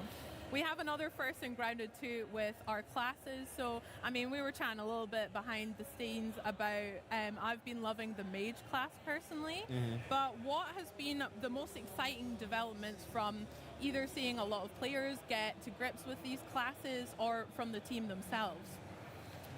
I mean, when we set out developing archetypes, they were really about just helping players understand, how do I best equip my character for whatever it is I'm trying to do today, right? You're not locked into being a mage for the whole game. You could be a mage one night and then switch over to a ranger or a rogue or whatever. You want to be a sword and board fighter, do that. But let's have the interface help you out and help you sort of like min-max easily into that play style. And to be perfectly honest, I thought this was just like a kind of a nice little quality of life add to the game. And the the players love it. Like they think it's fantastic, and they want to know, hey, what are the next ones going to be? What's equipment that's going to be added so that we can, further develop this particular archetype? And that's been really surprising, but also super encouraging and exciting for me, just to see that, people love this. Something that I thought was pretty small, something that actually IDOS actually championed in the first place, and everybody loves it. It's great. It's been really positive reception. From our point of view, it felt like a natural extension of what Grounded was already doing, and what made Grounded special as a survival game was this really rich RPG fighting system. And to speak to what Chris is saying, that's also the shared DNA between Obsidian and Eidos Montreal, is that love for both RPG mechanics and progression and player choice. And so this felt like a natural extension of us working together, of us collaborating. And to see it in players' hands, not only them finding really cool ways to break the builds and push them to really cool limits, like the dual wielding rogue that can, one-shot, even our biggest, toughest foes. Yeah. But on top of that, seeing them use the builds in really creative, unique ways that, like you said, speak to their play style. C'est impressionnant quand même, hein, les graphismes et tout. If you want to be a mage that whips out a sword and a board, you can do that. If you want to be a ranged who is still packing a mallet, you could do that as well. And so we really want the players to express themselves however they want, and we want to get their feedback so that we can find new ways to help them express themselves over the early access of this game. Love that. I mean, with new classes, we've also got some new bugs as well in Grounded 2. How has that been for putting those into the game, implementing them, and how have the community received some of the new ones, like our new scorpions, our caterpillars, etc.? Are there any fan favorites that you've seen emerge? I don't know about favorites, but I mean, I think all of them have been really well received, but like for different reasons, of course. So we've got a ton of feedback from folks who are like, man, the caterpillars are so sweet and they're beautiful, and I have to kill them. Why have you done that? Why have you ruined my life and blackened my soul with this? And then, another example is this cockroaches, where they're like, I can't deal with cockroaches. Why have you put this in the game? And we're like, oh, well, we put it in there to be gross. That's why it's there. It's serving its purpose. But the reception of those has been really fun, very exciting. And on the other side, what was nice for us is when we first started talking about, what creatures we wanted to bring to Grounded 2, I think it was universal. Everyone was like, we need something that is on the same level of terrifying as the wolf spider from Grounded 1. And the number one contender was the scorpion. And it was a huge request from the community for a long time. And being able to bring that to life, but in a way that does justice to it being this terrifying predator coming after you, and seeing all these reaction videos online of people in their camps being, hunted by the scorpion and popping out, them freaking out, trying to hide. Like, this thing is coming after me. What do I do? It's so rewarding to be able to traumatize. Tu m'étonnes que tu dois faire des cauchemars à faire un jeu pareil. Yeah, you guys have a lot to answer for making me Mon Dieu. sweet caterpillars and the butterflies, and then also the horrendous night terrors I've had for the scorpions. So, yeah, we'll talk afterwards. But speaking of foes and new enemies, I hear we have a new boss to look forward to as well. So can you tell me what this new boss is and why you guys are excited for players to take it on? Happy to. So our new boss is a giant tarantula named Axel, who has gotten loose in the park. And this is what we're calling our first park boss. And, in Grounded 1, there were these really cool backyard bosses, the broodmother, the mantis, and these were all, really giant, terrifying foes. And so we knew we wanted to keep up that tradition. Yeah, look at this thing. It's terrifying. We wanted to keep up that tradition, but because now you're riding buggies, what's giant and terrifying and monstrous has to scale in proportion to that. And so we really wanted to nail that primal feature creature terrifying experience. Ah ouais, donc on aura aussi des versions un peu plus vénères. The clear first choice for us was we have to bring that fantasy of the tarantula to life. And that's where Axel was born. And then we have to look at scale. I mean, like it is, I don't even know if you can tell from the footage we just showed It looks how huge. immensely huge this is. So the character in that footage is riding around on its own orb weaver spider, and the orb weaver looks teeny tiny compared to the tarantula because it's about like 3 times bigger than a wolf spider, which is one of the largest creatures in Grounded 1. And I think it's about 16 times bigger than the player, so yeah, it's pretty massive. It's massive. It's Yeah. absolutely huge, and we think players will have a lot of fun with it. It's got its own arena. It's got its own like sort of like recipe and things that you've got to do in order to summon it and bring it in. But we think it's a pretty exciting boss. Yeah, it looks huge and terrifying for sure. How did you guys land on the name Axel? That's so cute, for one. I'm guessing it's a pet tarantula as well that someone just found. Oh no. So one of the best things about our franchise is it's set in the 90s. Ah, c'est un boss. This one's set in 1992, D'accord. in 1992, and so there's all this nostalgia around that era that means a lot to all of us. And Axel is actually a reference to Home Alone. In Home Alone, the older brother has a pet tarantula called Axel that gets loose, and so that's our little Easter egg. Yeah. I love that. I love that it makes sense in the world of Grounded too, but also it's just a sick callback to real world movies and stuff. There's Love a couple of more Home Alone references in the game, so around Axel, so I can't wait to see if the community catches them all. Love it. Yeah. Well, let's get back to this big boss Axel, because I would love to hear some tips from you guys about taking him on. I'm terrified already, and I'm hoping I don't have to do it alone. But yeah, do you have any tips for players on taking them down? Well, I mean, with basically any adventure in Grounded, you got to load up before, you got to prepare for whatever your adventure is going to be. You need to make sure you've got enough food and water and healing supplies, and then you're just going to have to go in and die a couple of times. Like, that's basically what's going to have to happen. He's got a lot of special attacks that are really cool, and you're just going to have to kind of learn that sequence, because there's also some stages to that boss fight as well. So once you've figured out the first one, you're going to have a couple of surprises for you. Figure out the second one, a couple of surprises for you. Hopefully it'll keep players entertained for a while. And when they finally beat it, there's a lot of goods on the horizon there. You know, you can, like with everything in Grounded, you ultimately murder it and then turn it into fashionable attire. And that's exactly what you wear your do. trophies on your body. Absolutely. Yeah. Make weapons and armor with that, maybe some furniture, right? Yeah, absolutely. You want to upholster something with that, and that's exactly what you can do here. My advice would be, whether you're playing single player or with your friends, to bring a friend. Go with your Orb Weaver buggy. Okay. You know, hey, if you want to take it on alone, go for it. Become the stuff of YouTube and Twitch legend.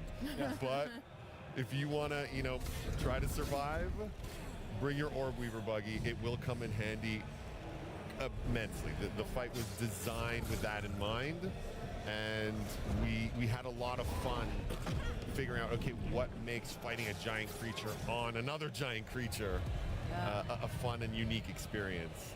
So we really hope that the players will get a kick out of the Grounded style massive boss fight, but now on their own, impressive buggy mounts. Nice. I can't wait to try it myself and die multiple times, no doubt. Very good.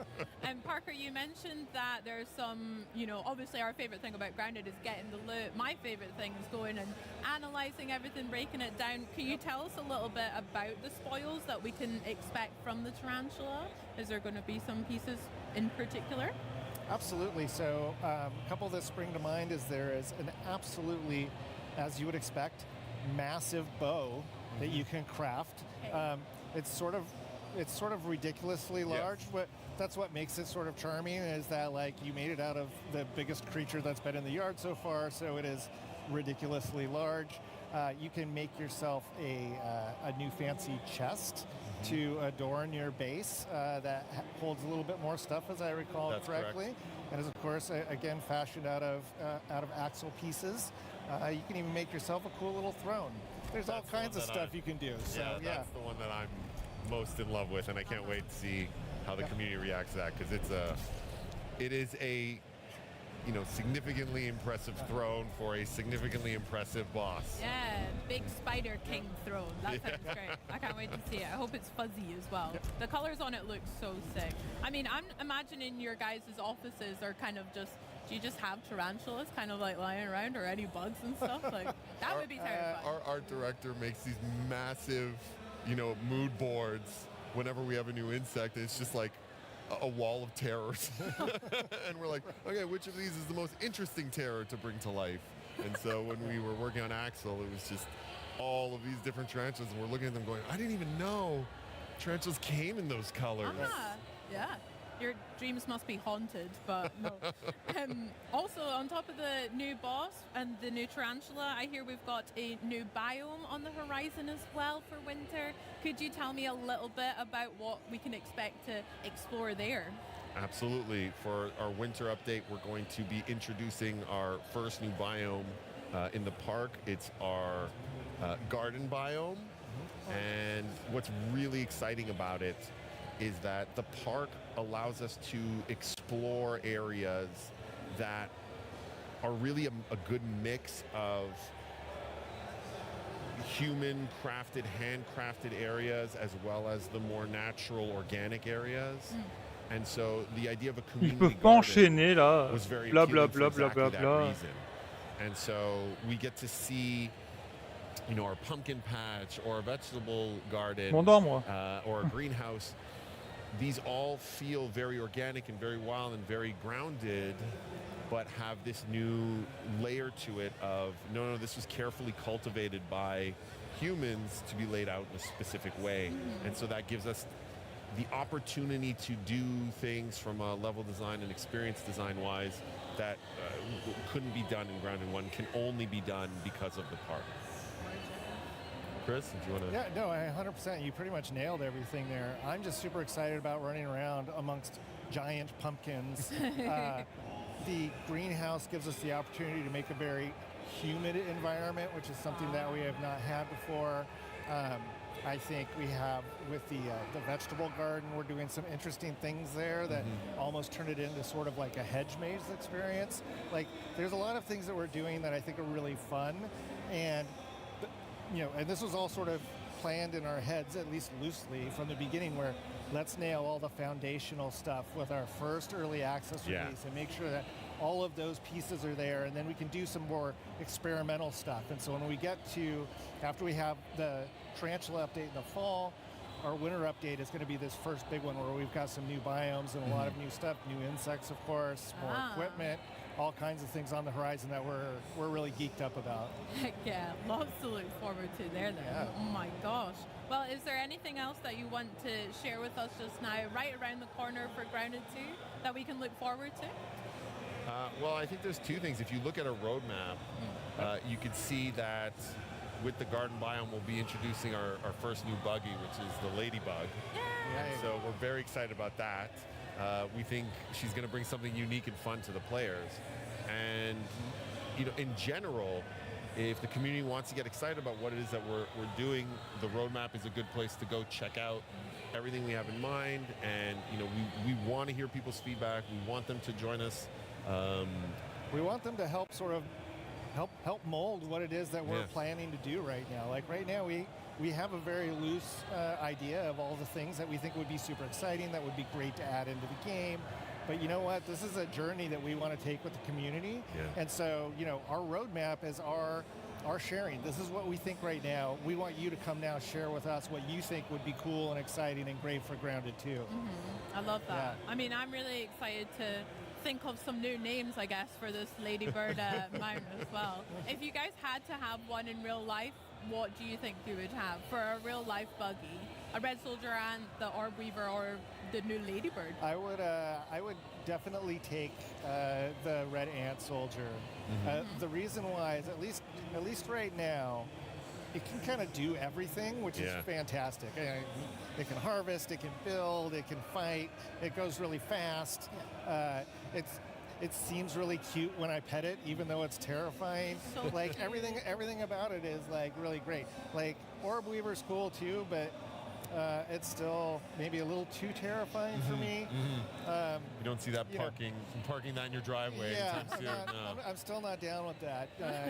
So we'll see. We'll see as other ones come online. Maybe I'll change my mind. Yeah, I totally get the appeal of the Red Soldier, and it's got that like off-road ATV feel to it.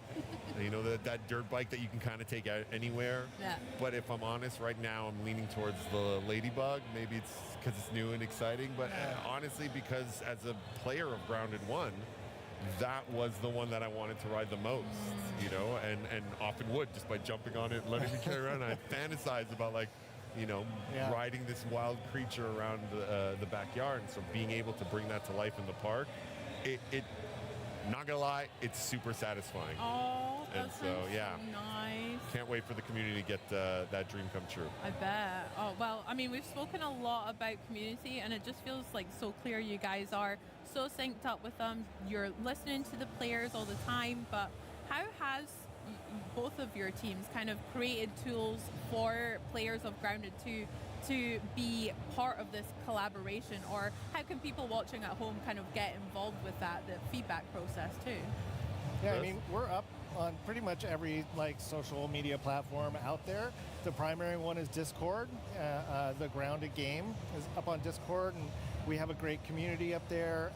That's also one of the places where it's easiest for people to go look at what does everybody else in the community say, and go ahead and upvote ideas and discuss those ideas. Mais ça fait 1 heure que ça a commencé et on est seulement à Grounded 2. Group of folks at Obsidian that go through everything. They respond to every single customer comment and note and whatever. We try and make sure that people know that we are actually listening to them. We are already weekly getting together amongst our teams and going through all of this feedback and sorting it out and figuring out, hey, what is it that we want to do in the next week? What do we want to do in the next month? What is something that we want to try and do in 4 months? If we don't want to do it, let's talk to the community and see if there's something that's close to that sort of makes sense or we can make work. So it's just a whole lot of things, and you know what? Props to the Grounded 1 team who built this community and allowed us to actually follow in their footsteps on this, because the community is on Grounded and Grounded 2 is just so supportive and so great. And it's because I think we try to interact with them constantly. We try to listen to them. We try and make changes that they want, and I think they appreciate that and are loved. And it's really something special. Ah bah y a pas que moi, hein. Même dans le chat, comme vous voyez, ça gueule parce que c'est trop long. Ça tire trop. Et bah ils ont bien raison quoi. Pourquoi ils font pas des vidéos à part s'ils veulent une version plus longue pour expliquer le jeu?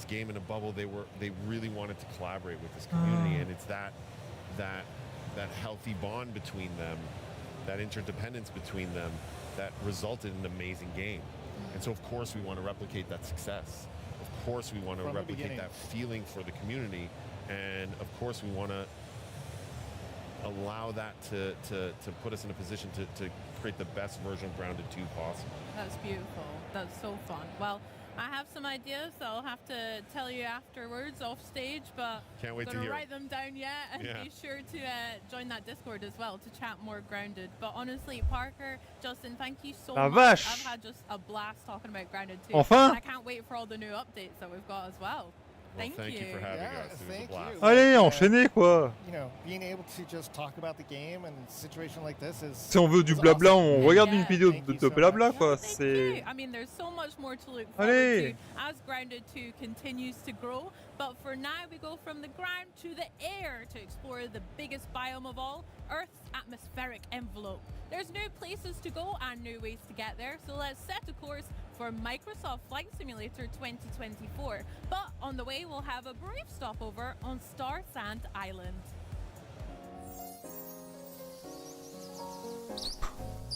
Punaise. Je m'endormais. Ah, je suis désolé, hein, mais et machin mon enfance, et machin amoureux des insectes, et machin bibidule. Putain, mais vous faites une vidéo à part dans ces cas-là. Vous monopolisez pas un temps si énorme. Ah ouais. Je suis amoureuse des jeux vidéo, mais voilà quoi. Là, on est dans une conférence multi-jeux, donc c'est pour enchaîner les jeux un minimum.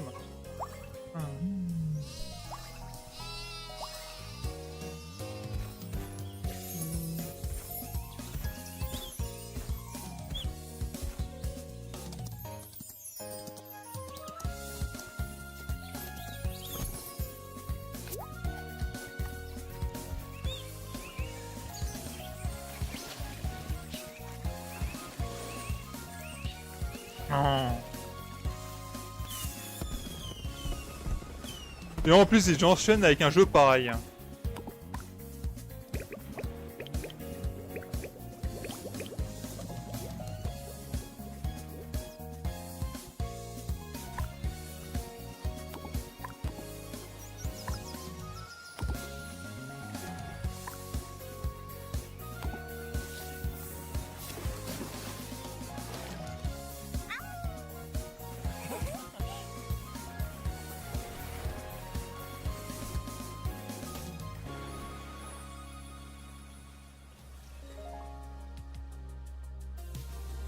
Oui.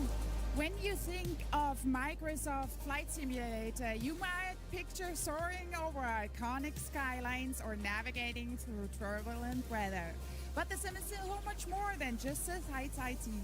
And here to tell us all about the latest updates is head of Microsoft Flight Simulator, Jörg Neumann. Welcome to Gamescom. So great to see you, Maxi. It's great to be back in Cologne. And you always bring some delightful surprises when you're here in Cologne. What does Microsoft Flight Simulator have in store for the fans here today and fans everywhere? Yeah, I mean, you know, Flight Simulator is a worldwide hobby, but Gamescom and Germany are actually critically important for us as a team because it's frankly the second biggest audience. And so we always try to prepare something special. And that's music to my ears that Germany is so special. Why do you think that is? I think it's the history in aviation. You know, Germany has been since the beginning. Otto Lilienthal, Ferdinand Graf Zeppelin, and Junkers made the first metal aircraft. Lufthansa is super influential in the world of aviation. So I think it's sort of in the water or in the air. You know, like Germany is the country with the most registered private planes, for example, in all of Europe. So there's a huge audience. Some of our longest fans are here, most dedicated. So we always try to bring something, and we brought two things today, and we made some trailers. So let's run the first trailer. Eh ben enfin.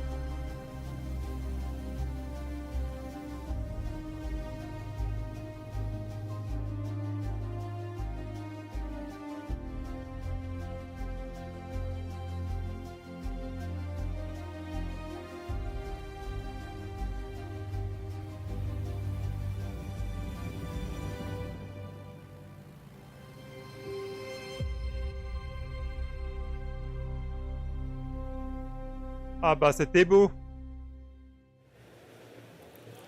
That was really, really, really beautiful. Well done. Can you give me some context about the update? Yeah, I mean, one of the big dreams of flight simulation has always been to fly highly realistic planes over beautiful, detailed landscapes. And in Microsoft Flight Simulator 2024, we actually got further than ever before. Our aircraft are very detailed, and what you just saw shows you how detailed. On est à Flight Simulator 2024, alors qu'on est en 2025.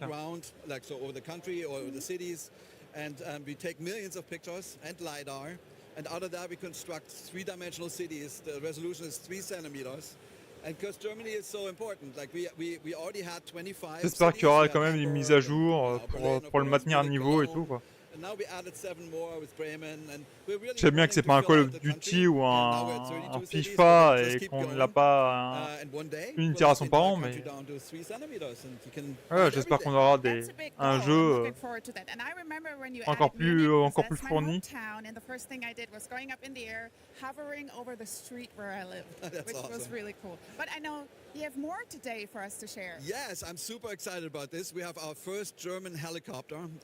It's called the Eurocopter EC-135, which is actually based on a German helicopter called Messerschmitt Böker Blohm MBB 105. That one was built since the 60s. And it's been evolved and enhanced ever since. It's now one of the most sophisticated, most flown helicopters in the world. And it's famous for medical evacuation missions, search and rescue missions. And we partnered with a very large organization in Germany. And I'm happy to show another trailer.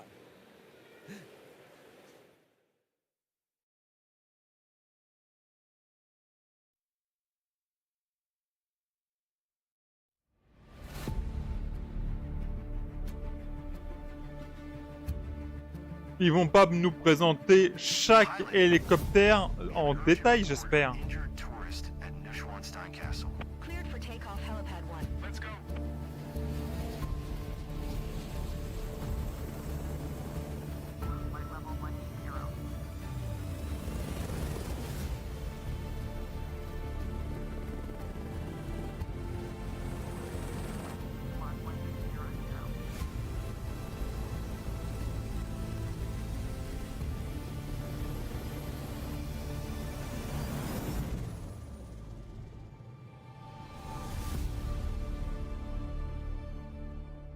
Ah bah j'espère. And now we are joined by Florian Brocksch, a real-world ADAC air rescue pilot. Florian, welcome to Cologne. Hello, Maxi. Thank you for having me. So you are a real pilot. Can you tell us a little bit more about yourself and especially also the ADAC air rescue? I started flying helicopters when I was 22 and became a search and rescue helicopter pilot for the ADAC air rescue in 2017. The ADAC or ADAC Luftrettung air rescue provides, handles up to 50,000 missions a year across 38 stations. I personally work on the station Christoph Westphalen, where we fly 24 hours a day and handle approximately up to 8 missions per 24 hours and fly hundreds of kilometers throughout Germany, especially at night and the bordering countries.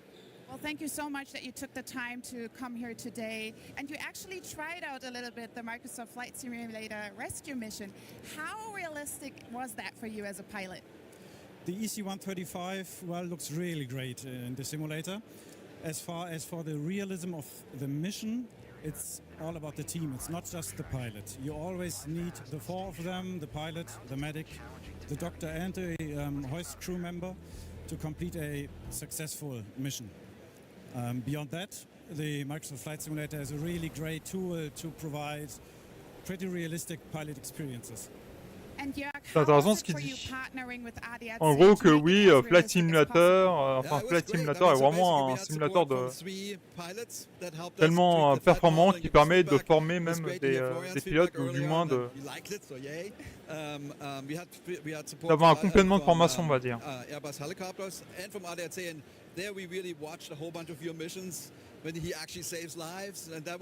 Pas comme les anciens Flight Simulator qui pouvaient limite décrocher ton brevet de pilote avec, tellement qu'ils étaient complets.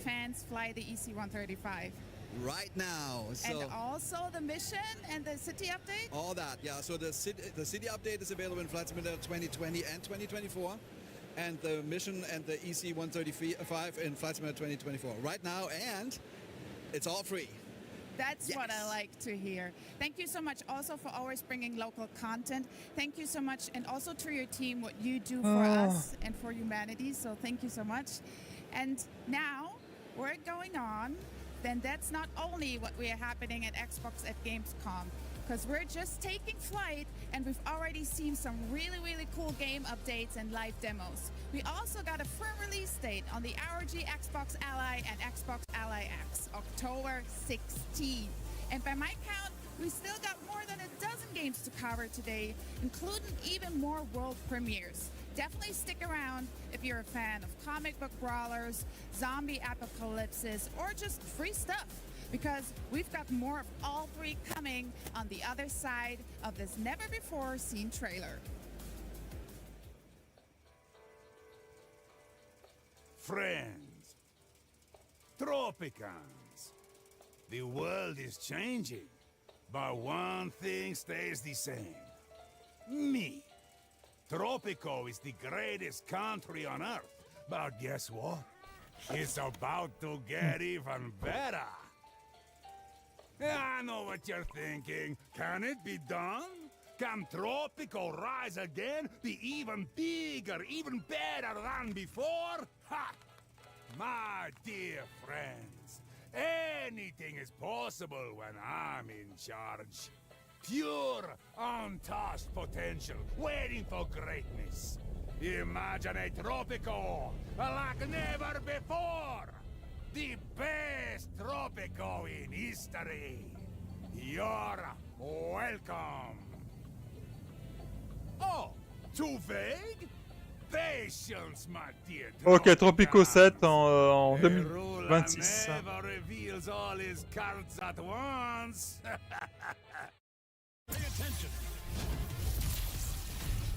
Et Invisible versus. Least like to face in a physical fight is. Enfin, on enchaîne. He'd probably smash me through a building of some sort.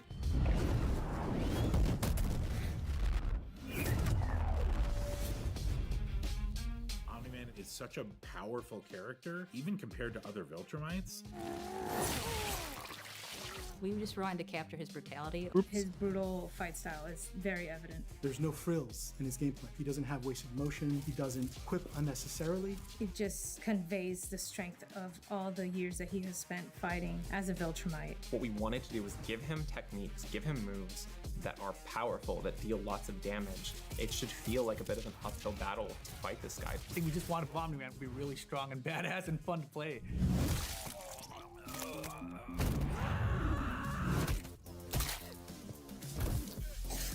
What drives the story of Invincible sort of as a property forward is that father-son relationship between Mark and Omni-Man. A lot of that comes through with unique voice lines like intros and outros. I looked up to you my whole life, but you're just a lying piece of shit. Your life is the blink of an eye to a Viltrumite. You barely know me. It's that father-son dynamic where they still love and care for each other, but they are at odds with their morality. I also love his moment where he's considering killing his only son and reconsiders and flies away. You've got those two sides of Omni-Man where he's just brutal, a mind of steel, and this superhuman side of him. His brutal style of fighting is so evident in all his gameplay movesets. Omni-Man is one of our balanced characters, so he actually has an anti-air. He's got like this uppercut style. Ça a l'air pas mal, hein.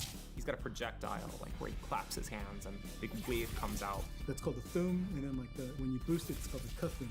We're pulling from when he fights Cecil. We have this move where he like comes flying from above and he slams your head into the floor repeatedly. I love the way he just crushes. And it just feels really, really good. Especially when you boost it, he does the overhead and he follows it up with like a series of just smashes where he just blasts him into the ground. It feels very Omni-Man. It's just satisfying. There's this one move where he does this like trio of hits and he says, "Not even trying yet." Probably isn't trying, and that's terrifying. We're pulling directly from the show as well, from when he's beating Mark, ping-ponging him around the sky. On his Super 2, he says very confidently, "Pay attention." Learn something. I think that really sells Omni-Man, who he is. Definitely check out his ultimate. It's so good.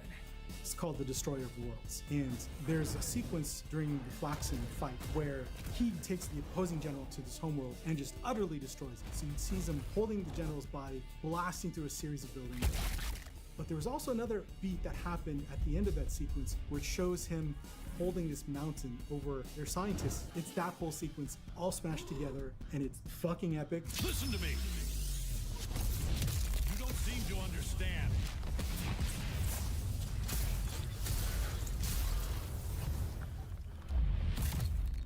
This battle isn't yours to win.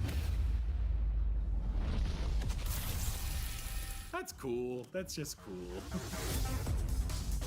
I would put him as an anchor, the last character on a team. He's got great wisdom spin leader. Take advantage of these moves that he has that work well on their own, that are also somewhat risky. Obviously, we gave him some really powerful moves that are really cheap, and players are going to enjoy using them, but they have a drawback. They are punishable on block, for example. We gave him incredible air mobility. So Donc on aura des finish moves, c'est ça? But it's a little bit more of a technical thing that you have to learn to do. I definitely recommend. Ça peut être génial. Really excited for people to be able to get their hands on Omni-Man and really feel powerful. I think that he is going to be beating the crap out of people. He's zipping around, he's punching people, boom, boom, you're done. Now I've proven I'm the strongest among us. Well, we know it looks stylish and it aims to stay very true to the characters, but you know what? The Ah, ils en only ont way pensé to get quoi? to know a new fighter is by feel. And here to help us do just that are the game's executive producer, Mike Willett, and combat designer, Rip Parbu. Let's get hands-on with Invincible Versus. Thanks so much for joining us, guys. How you doing? It's been great. No, it's been fantastic. Yeah, I mean, you know, you go back to Evo, and just Evo was just absolutely amazing. We had a fantastic showing. It's our first time having people publicly touch the game, so I think that Evo was just a really great show overall. We also got an unveiled creator mode there, so the blood and gore is not going to be as crazy if you guys try to put it on YouTube or something, though you won't get demonetized. We also had a motion inputs revealed there, so a lot of good feedback from the community that we've taken and put back into the game. Yeah, no, like you were saying, you've been revealing, like the Quarter Up team have been so busy all summer revealing characters, and at Evo, we got that first look at Omni-Man. Exactly. Right? How's the player reception been so far? Yeah, the reception at Evo for Omni-Man has been crazy, right? Yeah, like being on that stage, revealing that trailer, and then just feeling the energy come back to you, it was like awe-inspiring, and be able to take that back to the team. Everyone's super pumped up, so we're jacked to show everybody more. Hell yeah. I mean, as someone who's like super into the comics, read them all, been watching the show, like we're both really excited to get some fresh gameplay, and we've obviously got Omni-Man as well, so if you feel ready to it, we'd like to see some of that gameplay. But before we do that, is there anything else we should know about him before we try to beat him up? Yes. Ah, c'est vraiment horrible, non? Worst kept secret ever, but I'm going to reveal it officially now. J.K. Simmons has returned as Omni-Man. Oh, let's go. It's an amazing casting. Kind of makes me want to have some yellow M&Ms, you know? Yeah. I'm in the mood for that. Well, shall we play? Show me what you've got, devs. Oh, yes. Nice little voice line. That's amazing. Sounds like the scariest challenge I've ever heard. Yeah, I don't know if you sent me the whole heaven. Look at it split. All right, so we've got the lineup. C'est tout. What's a little bit different 1, about 2, Versus is 3, that it's a triple tag team fighter. 7, 8 personnages, c'est tout. Why is it important to sort of pick so many different characters within your setup? So a tag battle fighting game, so C'est rush. basically is represented by 3 different characters, and characters have a variety of different styles, so you construct a kit to your style of play. It's like, I want to play like a long range game, or I want to play something more intimate and really bully people into a corner. There's something for everybody, and then there's like your fan favorites, and then there's like some more obscure characters that you don't know much about but might have really cool tools and some awesome gameplay that you want to dive into, like say like Thula or Bulletproof. Yeah, the other thing, of course, you know, you go back to the IP, there's a lot of teams already built in there, right? You've got Team Teen, you've got Guardians of the Globe, you've got the Viltrumite, so it kind of lends itself to a team format, I think. Nice. Well, let's see some gameplay then. So let's walk everybody through like special moves, like really represent his kit. Okay. Yeah, so this right here, this is his ground pound. This is an overhead attack. If you boost it, it's going to be multiple hits, and if you're fast enough, you can actually pick it up for a combo. It's going to be pretty hard for me right now, I think. I'll try one more time. Yeah, There you go. All right. Wow. Are you going to take that? Come on. Yeah, why not? First try. Oh, I gotta get him off me with an So assist this is the break. ground pound, right? This overhead, really fast attack, really hard to stop, also available from the air. He also has this projectile right here. This is called a Zoom.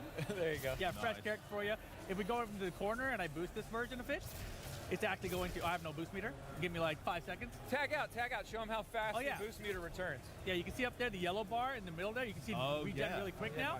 So when you tag out, that's how you accentuate your recovery for that boost meter. So right now, the boosted Zoom right here, that actually can give a wall splash. I can get a combo if I was better at the game. There you go. I think you're doing great. I'm doing fantastic so Yeah, far. you're winning as far as I'm concerned. Yeah, so that was like 2 of his best. We got one more though. It's the rising uppercut. This here is a traditional like DP kind of input that you would expect from fighting game, right? It's got some invincibility on it. If you boost, this one's got multiple hits and armor. Sorry, I had to Perfectly tag out. timed there. Your reactions are fantastic. That was right on the so nose. fast. So fast at this game. It's reflexes. All Here right, we go. show him now. Rising uppercut. And you can do another uppercut after it. Yes. Why not? Yes. One thing I'm noticing as well is that on screen there's lots of like really easy cues to understand. It's like character, it's like yellow flashes, blue flashes. Can you tell us a bit what those are? So Omni-Man is really fantastic because he's a character that is a balanced character that can apply tons of pressure and super brutal in what he does. So he has the mobility of a character like Invincible. So he's got a lot of mobility with dashing and movement, but he also has like those armor moves that Rip demonstrated. So he can play a bit of a bully game on your team. He's really good as an anchor or a point character. So he has the projectiles that, like, if I want to play at mid-range, I have armored moves so I can bully you, push you into a corner, and then he's got the mobility to just try to mix you up and like crossover, start calling an assist, to just try to apply as much pressure as possible. And anytime you see a character turn blue in this game, that means they have armor on him. So you'll see here on his standing medium punch, he turns blue there, he's got armor. Crouching medium, the same thing, he's got armor. This move does not have armor. I was curious about it. But yeah. There you go. Why don't you demonstrate, before you kill me, why don't you demonstrate his ultimate? Yeah, his ultimate. So. Sure. Oh, hell yeah. Yeah. Oh my.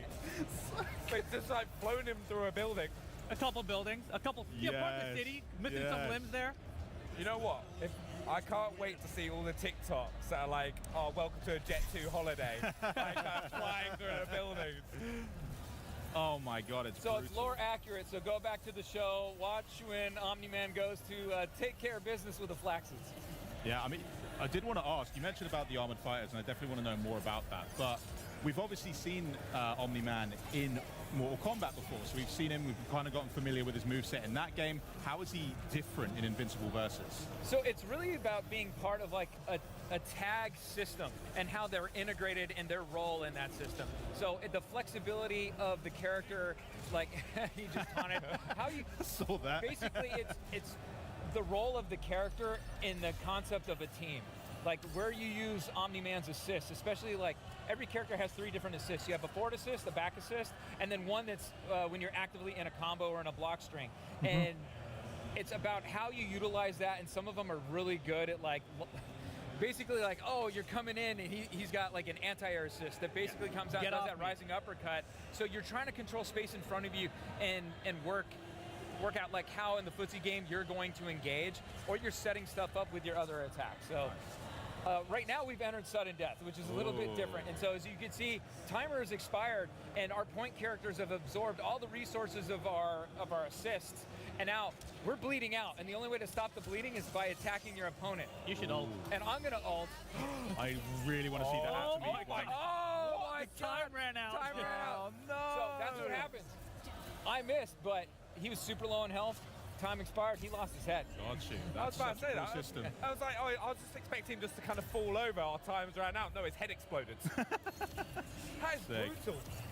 All right, so we've got the team makeup here. Ouais, 7 personnages, ça fait quand Are même you making peu, quoi. specific decisions on who you're picking for like a good balanced team, or can you sort of weigh it a bit heavier one way if that's more your preference? So like if you look at my team, I've got Omni-Man, I've got Battle Beast, and I've got Rex, right? So Omni-Man and Battle Beast, they're both armored characters that can kind of just push through the opponent's attacks. Cool. But I've also got Rex in there, so I can play some keep away, some projectiles, just keep people away from me. Well, let's see if it works out as a good strategy. Yeah. And what you'll probably see as we start playing too, our tag system uses an active tag system. And we basically let you tag off of almost any encounter, whether it's a defensive move like Heroic Strike, like perform right here, Rip. And I can tag off of that, go to a full combo. Oh, so slick. And then off of a throw. Yes, off of throws, off of hits, off of blocks, anything you can basically tag off of.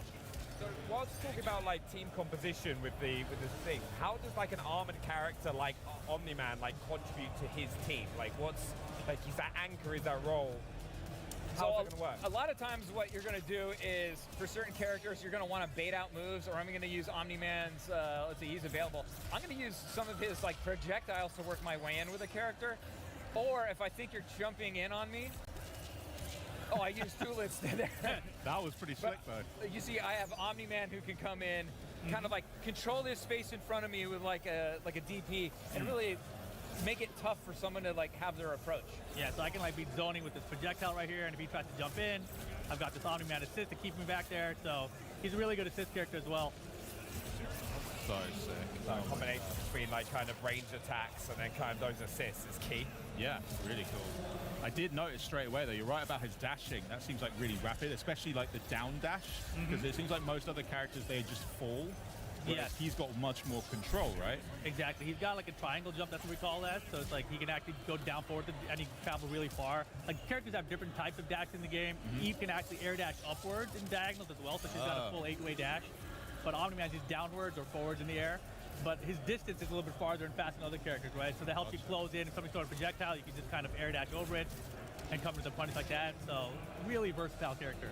Something I'm also loving watching this gameplay as well is just like how much more like battered each of them become throughout the kind of like there's the blood and kind of how they seem to wear down throughout the match. Oh my word. You know, why don't you demonstrate an arena shift? I think it'd be really interesting for people, and he's got a different way to get into it. Yeah, so if I do this kind of a stun, you see that crumple state? If you get someone to a crumple state, you can do a snapback attack, and it'll cause this arena shift. After this arena shift, you lock out their assist for 10 seconds, and you have unlimited boost. So right now, like you see my boost meter, it's just regenning while I'm doing this, right? And I have no access to my assist characters for like 10 seconds, so I should be paying attention and running away right now. Yeah, but just for demonstration purposes, you know? You get the idea. Yeah. If you were to get a KO on them while they're in that shifted arena, would that just end the game? Would they still get to tag back in if they have someone available elsewhere? Once that timer expires, I can get my character back. Right. Yeah, but not during the transition. But not during the transition. Gotcha. So I have 10 seconds to, hold it down and pray my defense is good with push blocking and heroic strikes and a lot of like navigation and basically trying to land a hit myself. I want to see some of these more. These and then he caught me with a. Oh yes. I had fan favorite. This is fan favorite. Rex is such a great character. Oh my. Peggy 18. Oh yeah. Peggy 18. I think they got that now. That is amazing. Oh my goodness. I like that there is like that subtle suit difference as well. Well, you're both playing as Omni-Man right now. Yeah. Okay. Ooh. And I wasn't paying attention there. I probably had an opportunity to see if he dashed out of the way. You got that? That was pretty sneaky. You gotta be quick. Okay. So Omni-Man's ult, you can get out of the way, but you just can't panic, and you have to like. We should have mentioned it is unblockable. It is unblockable, but you But if can. they miss, you have to dash out of it. You have to dash out of the way. Nice. And it does cost 3 meter to do any ult, and you have to do them from the ground. Supers can be on the ground, can be in the air, but ultimate moves, you have to take your opponent back down to the ground. Well, I think we got enough time to maybe do one more fight. Should we make this run a proper fight? Bragging rights. I want to see both of you peak performance. Peak performance. Yeah. Bon après mon enfance, patati patata, on a le mode d'emploi du jeu intégral. You never know. Ils ont vachement compris ce que c'est, ce qu'on attendait d'une conférence. Voilà quoi. I got the Viltrum Empire represented here. Also, just one small little detail as well. You mentioned earlier is on the top of the screen. There's a cool little UI so you can tell exactly what side of the screen you're on, right? So right underneath the timer, there's a P1, P2 caret, and that basically like when we cross up at any time, like that'll change position. So now you can see, I'm on the P1 side. Cool. And that's an assist breaker, calling your assist to break the combos of the opponent. Super important. Rip, I feel like you should just let Mike just showcase a couple moves. No, thanks. No. You asked for a real match. Yeah. This is your doing. Hey. You saw how I used that Omni-Man assist. Oh, I didn't even see you tag, brother. I was paying attention. Back. I was in the middle of a sentence. Get off. He counter-tag. I was going to try to come in with a heavy, but... Fula's really sick. I love it. No. I really want to see Battle Beast Ultimate, but at the same time I don't because he's on Rip's team. What did you hit? Come on. Oh, the we're good.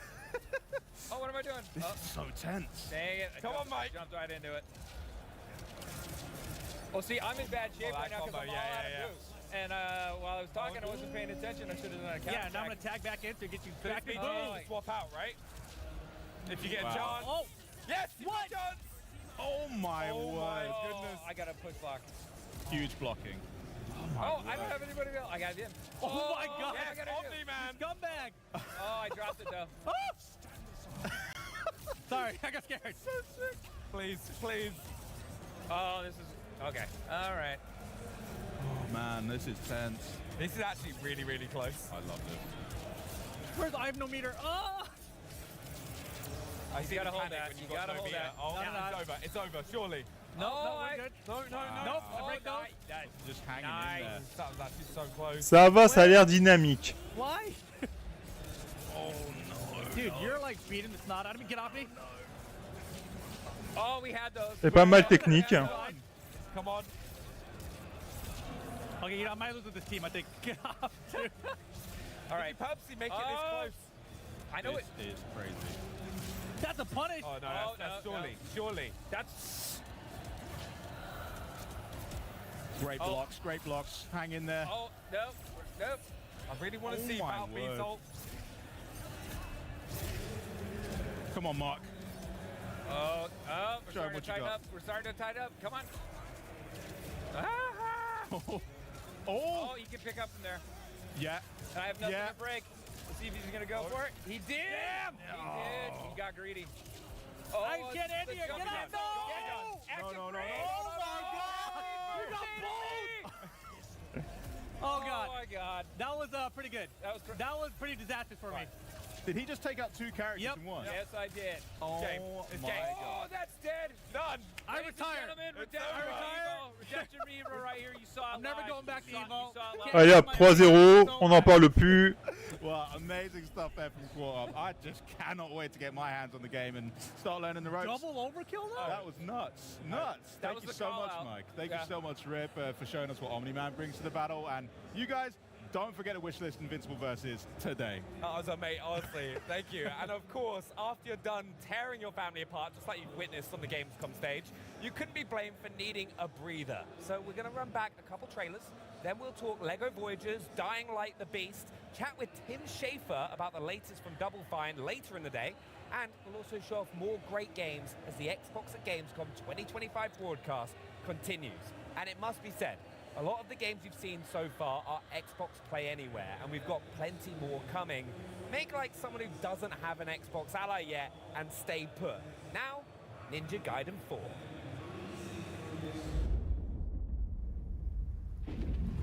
Since ancient times, the Hayabusa and Raven ninja clans have Oh, Ninja Gaiden.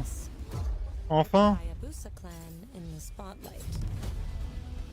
But your clan, the Raven clan, has always had a secret motive. Thanks. I owe you one, Hayabusa. Expect heavy resistance from the DDO. We're all counting on you, Yakumo.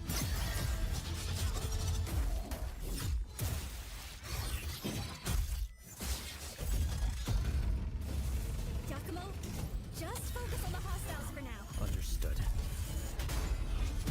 Stop this madness. Stay away from the Dark Dragon Seal. Go back home to your little raven nest. Or die here. If you truly think you have what it takes to slay the Dark Dragon, prove it. The very fiend that resurrected the Dark Dragon years ago. Even a mortal such as yourself has heard of me? I'm sure. Die, insect.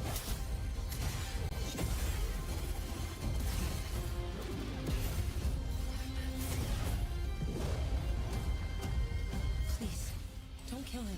The whole world's at stake. Ninja Gaiden 4.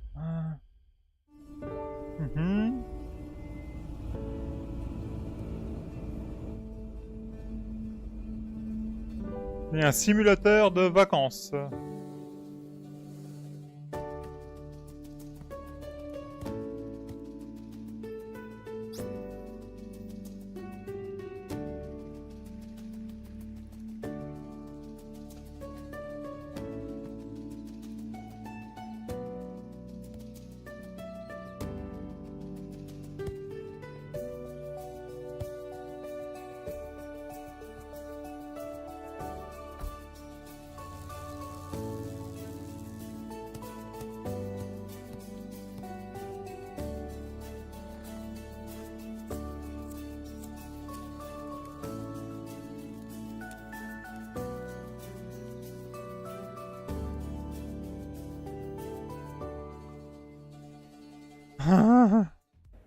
So now that you're good and chilled out, get excited again immediately because we've got a sweet giveaway to get to.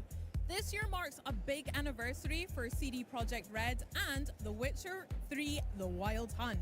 So to celebrate, we're giving away 4 very cool controllers. If you're watching on Twitch, follow the directions you see on screen to enter for your chance to win. And you too can become a monster slayer with The Witcher 3 10th Anniversary Special Edition controllers and celebrate the lasting legacy of The Witcher 3 Wild Hunt. These will include 3 elite controllers and 1 standard controller. The giveaway closes at the end of the show and winners will be contacted on Twitch. But these wonderful controllers aren't the only way to celebrate 10 years of The Witcher 3. The Witcher in Concert kicks off its Grand World Tour with an incredible immersive performance of live music and memories tonight here at Gamescom. And fans can now buy tickets for dozens of stops around the globe at thewitcher.com/concert. But for now, our broadcast continues with a good long look at LEGO Voyagers. Over to you, Charlie. Bon, si vous n'avez pas compris, il suffit de suivre cette conférence sur X pour gagner des manettes Xbox avec un skin The Witcher 3 The Wild Hunt. In and learn a whole lot more from my gracious guests, creative director Carsten Lund, design lead Jonas Haugesson, and tech lead Kasper Honensten-Lichtenberg. Thank you so much for joining me, guys. It was lovely to meet you and talk about LEGO. Et moi, je vais devoir quitter parce que je pensais pas que ça allait durer aussi long. Your studio and how Little Brick. Donc, bah écoutez, je vous remercie à tous ceux qui sont pas passés. Puis, bah écoutez, je vous souhaite une bonne fin d'après-midi et puis une bonne soirée. Donc, si demain la conférence est comme ça, je pense pas la faire. Il y aura la conférence sur Hollow Knight Silksong que je couvrirai par contre. Donc à 16h30. Voilà. Donc bah écoutez, merci de m'avoir suivi jusqu'ici. Et puis bah écoutez, bon après-midi.